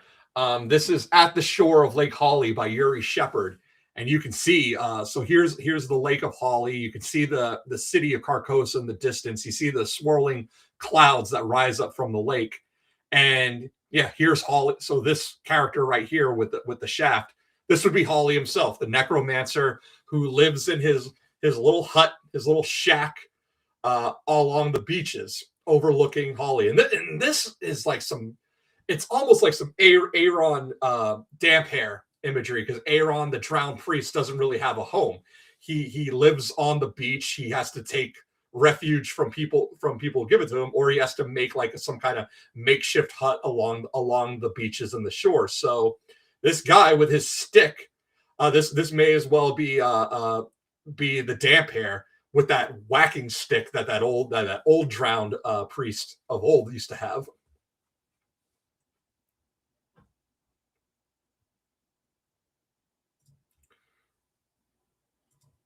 So we'll go back to, but yeah, I just want to show that is one of the best interpretations of Carcosa and Holly the necromancer. But we'll go back. Anyway, so we guys keep in mind. So Holly is one of our main characters here. He is a necromancer, and he lives in a little hut overlooking the Cloud Lake outside of the city. And these things had come to pass in the days that followed hard upon the heels of the appearance of that apparition that arose up from out of the nothingness that was before time and that is beyond space, and that smote fear into the hearts of all that did dwell in the beshadowed ways of the immemorable city. That which befell in the early years of the reign of that Aldonis, even he that was the last king of the immemorable city, at least until the coming thither of the king in yellow, as had been aforetime foretold by that very apparition of the phantom of truth. In the fullness of time, it did occur to one Alhaden, a priest of the elder gods. See, once again, why does it keep doing that? I do not know. It's like I'm on a time limit here.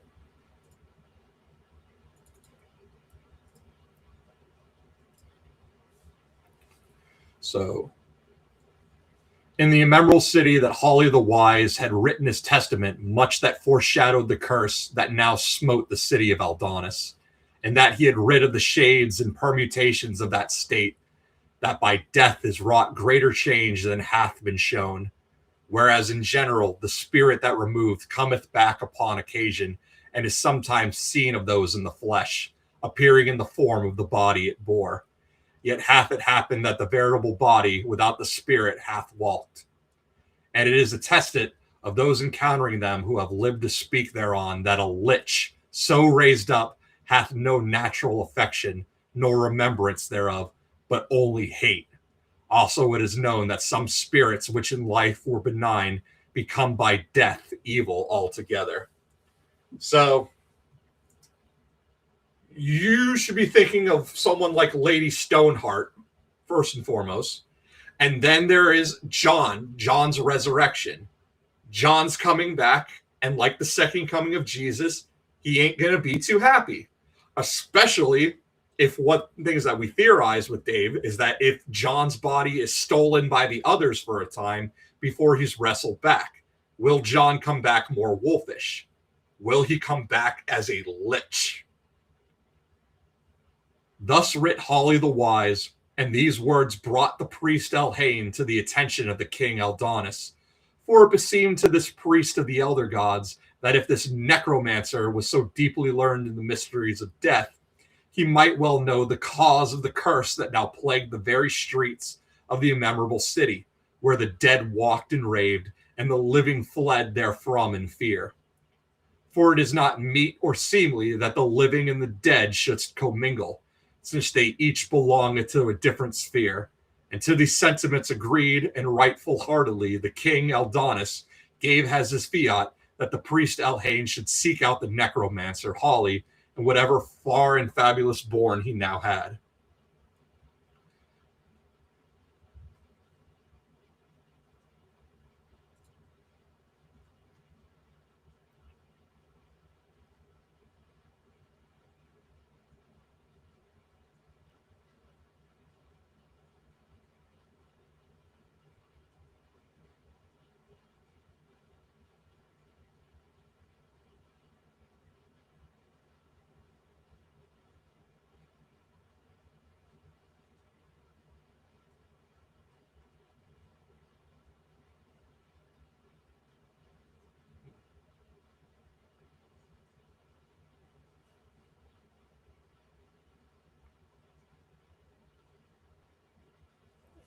Okay, so sorry, I lost my place there, but will John come back with more abilities? Probably. I mean, one of the things that John might be able to do is he might be more like cold hands. He might have just like how the Targaryens have like that it's not that they can't burn, but they do have a greater affinity for heat. John might come back with a greater affinity for the cold, and that might allow him to range further beyond. George has said that in the Winds of Winter, we are going to go farther north than we've been before. The question is, how exactly is that going to happen? Is that going to be Bran looking through the eyes of a weirwood tree, or is someone physically going to go beyond the Frostfangs?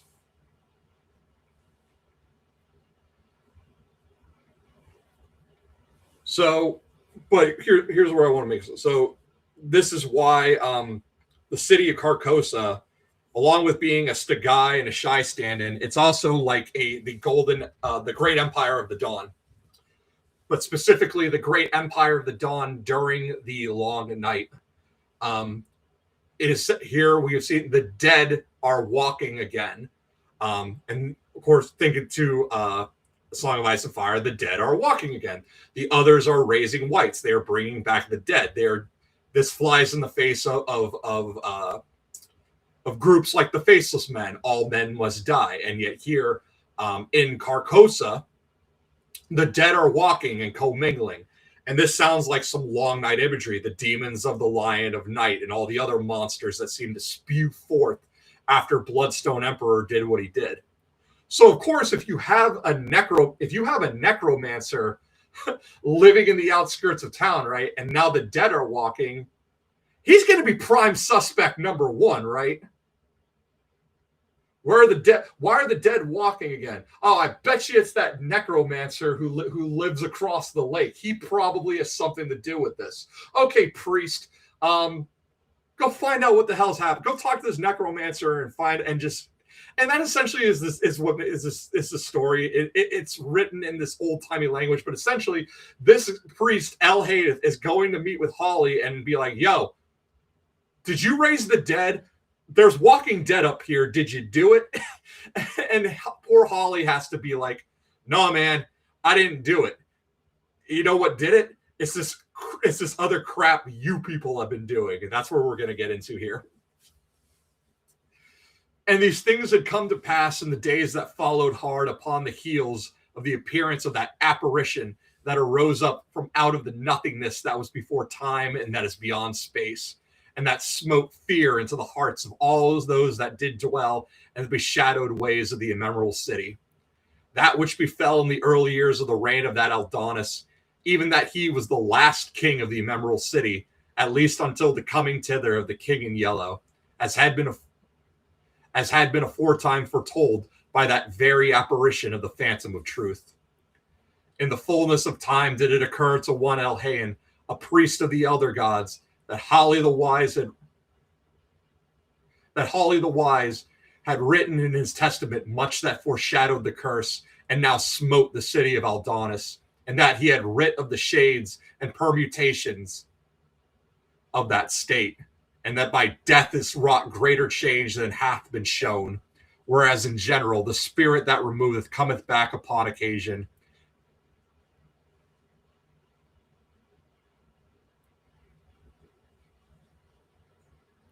And sometimes seen of those in the flesh, appearing in the form, and yet... Oh, I feel like we read that part. Yeah, we did read all of this. Okay,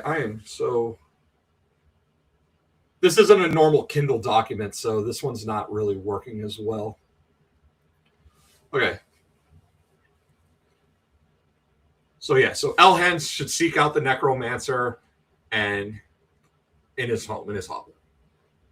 So now for a time did the sage Holly wander in this wilderness, that which was not inhabited by men such as he, but only by the shy and furtive youths, that which he but rarely glimpsed by mortal eyes. And then but dimly and from afar, in these quaint and curious creatures, the youths, be of much interest in that they perambulate about upon 3 legs instead of 2, and in a mode and manner most novel and intriguing. And there were as well in these parts the loathly and abominable nests of the Byakhee, that which were wont to roost in peaks adjacent to these regions. But of the Byakhee the scribe writeth not, by reason of the grisly ways thereof, that which be not quite wholesome to discuss. So the further you get from Carcosa, the stranger things start to become, and we start seeing these weird creatures, the Yugs and the Byakhee. So again, what lays outside of a shy, if you want, the further you wander away from a shy, which is already really weird to begin with, the darker and scarier things get until you are coming upon demons and dragons and worse. And the Yugs are like they're these grumpkins and snarks that live in the mountains and forests or whatever is out past a shy. The further you go up Ash, the further you go up the river Styx. Now the black lake, on whose bleak shores the sage soon reared his hut or hovel, was in no wise like unto the other lakes to be found upon this world of Carcosa and the Hades. For the waters thereof were dark as death, and cold as the bitter spaces between the stars. And naught that was composed of simple flesh lived or could live in the gloomy and fetid depths thereof. And it is said that a cold and clammy mist drifted ever above the bitter waters of the black lake, as a shroud clings to a moldering corpse. And this mist swayed to and fro with the wheeling of the black stars and the strange moons of Carcosa. And they in the Emerald City knew this as the cloud waves. So again, the lake is, the waters of the lake are black, and it is so cold that nothing, as far as they know, nothing can live in it. The River Ash, by day, the waters are black. They glow green with phosphorescent only at night, but at day, they are black. The water is black, and nothing can really live in it save for those blind, misshapen fish. And it was whispered by men that these cloud waves hid forever from the sight of men a monstrous thing that had fallen upon Carcosa from the stars, uncounted and uncountable eons before this time, and that this thing yet lived, albeit in a state of somnolence, from the which it woke betimes, ravening with hungers unspeakable.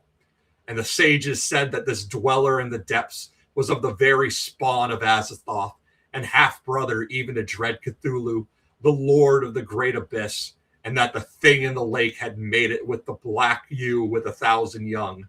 Aye, even Shub-Niggurath, and upon that hellish and cloud-like entity had begotten the twin abominations, even Nug and Yeb.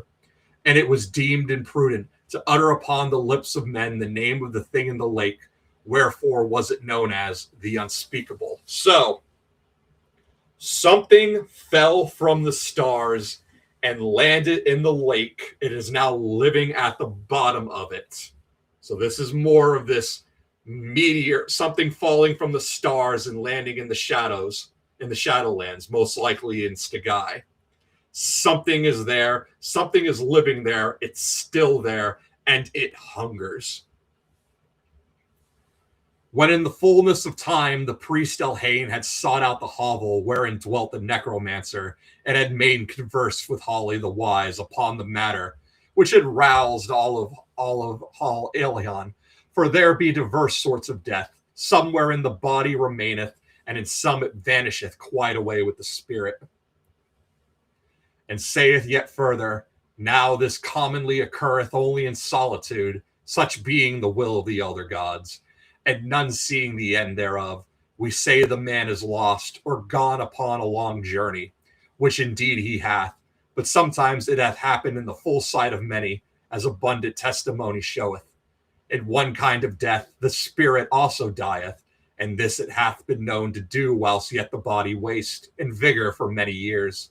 Sometimes, as is verily attested, it dieth with the body, but after a season is raised up again in that place where the body didst decay. Thus spoke the necromancer Holly to the priest Elhain. Now at length it came out in their converse that those of the dead whose like had been seen to stalk and raven through the very streets of the immemorable city, or even those that which had been given over unto the thing in the lake and sacrificed thereunto, that it was given unto Holly the Wise to ponder great threat. For such as he that knew the many forms and shapes of death was greatly puzzled and baffled at this manifestation of a law of the dead hitherto unbeknownst, even to the necromancer such as he. Long had Holly the Wise known of the abominable custom of binding and of hurling into the bitter depths of the black lake certain victims, such as were designated to feed the hunger of him that slept beneath. And long had Holly the necromancer loathed and abominated this custom. And now it was revealed unto him that those of the dead who rose to walk again the beshadowed streets of the immemorable city were even the same as them, and had been fed to the thing in the lake. He had great cause to think and to ponder. So, translating this into simple English, the people have been making sacrifices to the thing in the lake. They've been throwing bodies into the lake to feed it. But now the dead are rising, and the dead that are walking in the streets are the people who were thrown into the lake. This means that the thing in the lake has not been eating the bodies. It has merely been collecting and preserving them. And now it has set them out into the city. So they were making sacrifices to try and appease this thing, thinking that, oh, if we feed it, it will leave us alone. Instead, it was preserving them and has now created the dead. This is the others. Craster sacrifices his sons. Some of the free folk, the ones that worship the gods of ice and snow, and maybe making sacrifices to their own children. The sacrifices are made to appease the others and to keep the others away from them. But the reality is the others are using those sacrifices to turn them, right? Why does Craster leave his sons? Where do new others come from? And now the dead are walking again. The sacrifices that are being made to try and appease the others are only furthering the numbers of their army. Hastur is doing the same thing here. The King in Yellow is doing the same here. The dead have become his army. And if Jon becomes a new Night's King figure, the dead are his army. And if Jon is wrestled back and then Euron becomes the Plan B Night's King, the dead become Euron's army. So Euron as the Storm God, as the King in Yellow, the King in Yellow in this story is commanding an army of the dead. Sacrifices that were made to him have been preserved and are now being brought back and made to fight for him. Yeah, the trees have grown eyes again.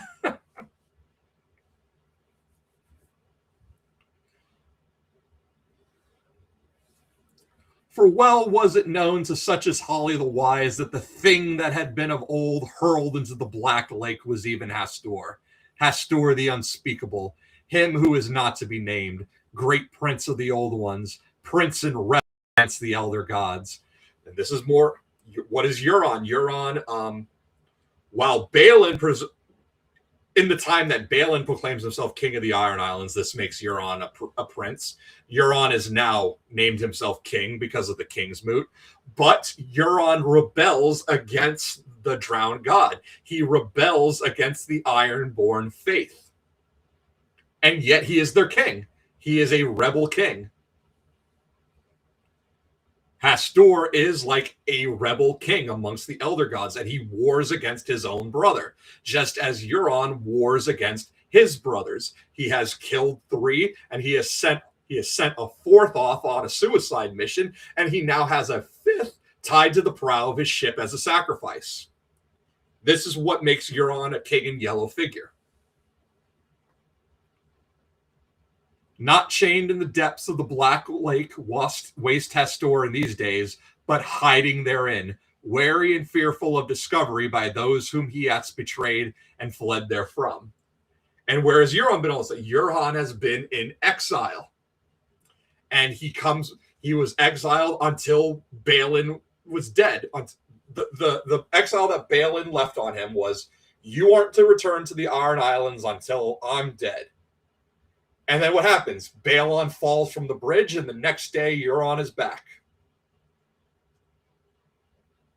And not only is Euron back, Euron looks exactly the way he did the day he left. It has been years since he left the Iron Islands. Victarion says the last thing he remembers is Euron laughing as he sailed away. And when Euron returns to the Iron Islands after his exile has ended, because Balin's dead, so technically his exile has ended, he returns. And according to Victarion, he looks the same as he did the day he left, even though years have passed.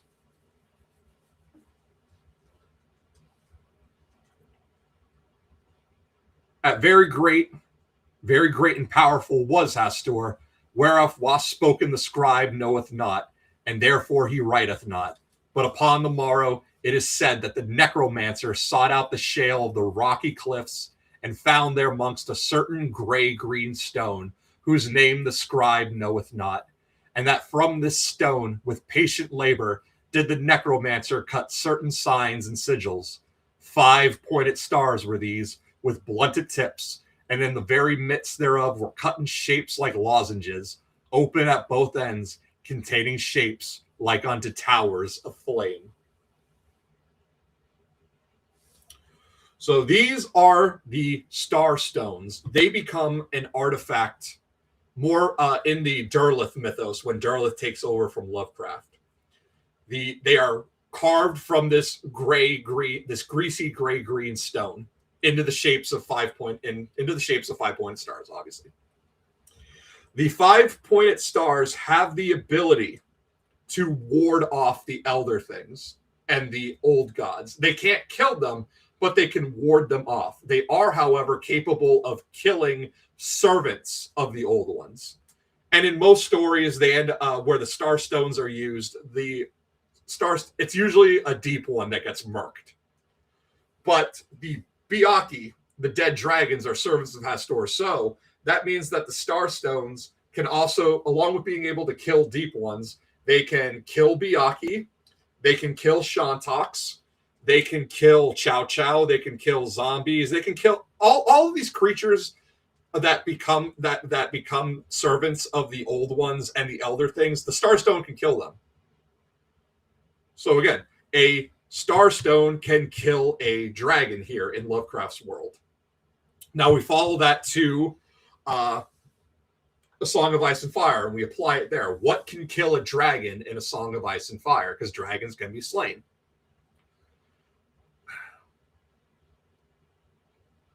Possibly Valyrian steel. We know that some dragons have been taken out by...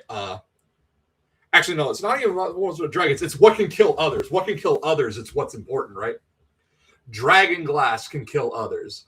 Valyrian steel can kill others. And then the prototype for Valyrian steel would be, yes, thank you, Dawn. Dawn is a sword carved from a white meteorite. Dawn is a star stone. And Dawn is most likely a sword that would also be capable of killing dragons. It's such an Arthurian-like sword. Oh yeah, and weirwood arrows. Brandon Snow he believes that weirwood arrows would kill. Symbolically, weirwood arrows have killed dragons in that they killed Daemon Blackfire and his twin sons. But yes, Brandon Snow wants to sneak into Aegon's camp and plans to assassinate Aegon's dragons with weirwood arrows. And the weirwoods are these alien trees, but still, so we got like these these weapons crafted from alien wood and alien stones, all these things that fall from space. These are the things that presumably can kill the others and can kill dragons. So Dawn is a starstone. And Valyrian steel seems to be like a sort of mockery version of crafting Dawn. Valyrian steel is dark gray, turns black. It requires blood sacrifice to make. So Valyrian steel is as strong as Valyrian steel is. It's like a pale version of Dawn, we could say. It doesn't quite stand up to the tests of something like Dawn, which is carved from this literal white meteorite. Is the other thing, though, is that like with any weapon, a weapon could be used for both good and evil. Now, I said the Starstones can't kill the old ones, but they can hold them at bay. On the other hand, on the flip side of things, the Starstones also have the ability to break the bondages. The Starstones can so some of the elder things that are imprisoned, like Cthulhu down in his drowned city of Ryla, a Starstone can keep him away, but used differently. A Starstone could force him awake. A Starstone could break the bondages imprisoning some of these elder gods. So it all depends on the usage, right? Like a sword in the hands of an evil man can do such great damage and kill innocent people, but a sword in the hands of a good man can be used to protect innocent people and take down villains. The weapon isn't the problem, it's the way in which it is used. So the Starstones are the same way. So that's why we got to think of, like, so when it comes to Dawn, right? Someone like Arthur Dane wielding Dawn versus someone like Gerald Dane, Darkstar, wielding Dawn. Who do you want to have that sword? Presumably you want someone good to have that sword, right? And yet in the Forsaken, we have an armor made of Valyrian steel, and who has it? It's Euron. Euron has an ungodly weapon. And Euron might also get another one. You would think that he's going to need a Valyrian steel sword to complete that Valyrian armor ensemble. I don't know where he's going to get one. The Greyjoys used to have a Valyrian steel sword. Dalton Greyjoy, the sword Nightfall, he took that off of a dead Corsair. Yet, for some reason, in the unwritten histories, Nightfall no longer belongs to the Greyjoys. It now belongs to House Harlaw. And then the drums have a Valyrian steel sword, which is Red Rain. So, will Euron produce a Valyrian steel sword? It's possible, but I don't know. That's another one of those, like, in one of those unwritten histories that I really would like George to flesh out, which is, why is Nightfall no longer in the possession of House Greyjoy? Why did it go to House Harlaw? Like, what the hell happened? Why did the Greyjoys give that up?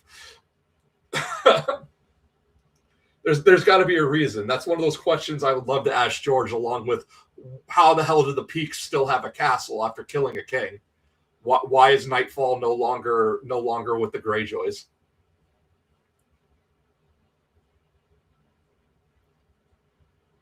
Yeah, but you can see, like, so why I wanted to read these stories, why it was so important that I go in depth and do this before doing the Forsaken, so that people have a reference point to come back to. Because I feel like when we do the Forsaken, if I'm referencing these things, I'm going to be getting just, like, deer in headlight stares from Dave and Sean, where they're like, what the hell are you talking about? It's like, this is your reference point. This was the prerequisite work before I go full ham on Euron when we do the Forsaken. But oh my God, we are coming at 4 hours here. So thank you very much to everyone who came out. Thank you for the super chats and the PayPals. Everything else, yeah. Have a happy rest of your holiday season, a happy new year. Go be sure to check out Dave's stream tomorrow, him and Sean doing the Mercy chapter, and I will be back the first Sunday of the new year to do the Forsaken. Till then, have an amazing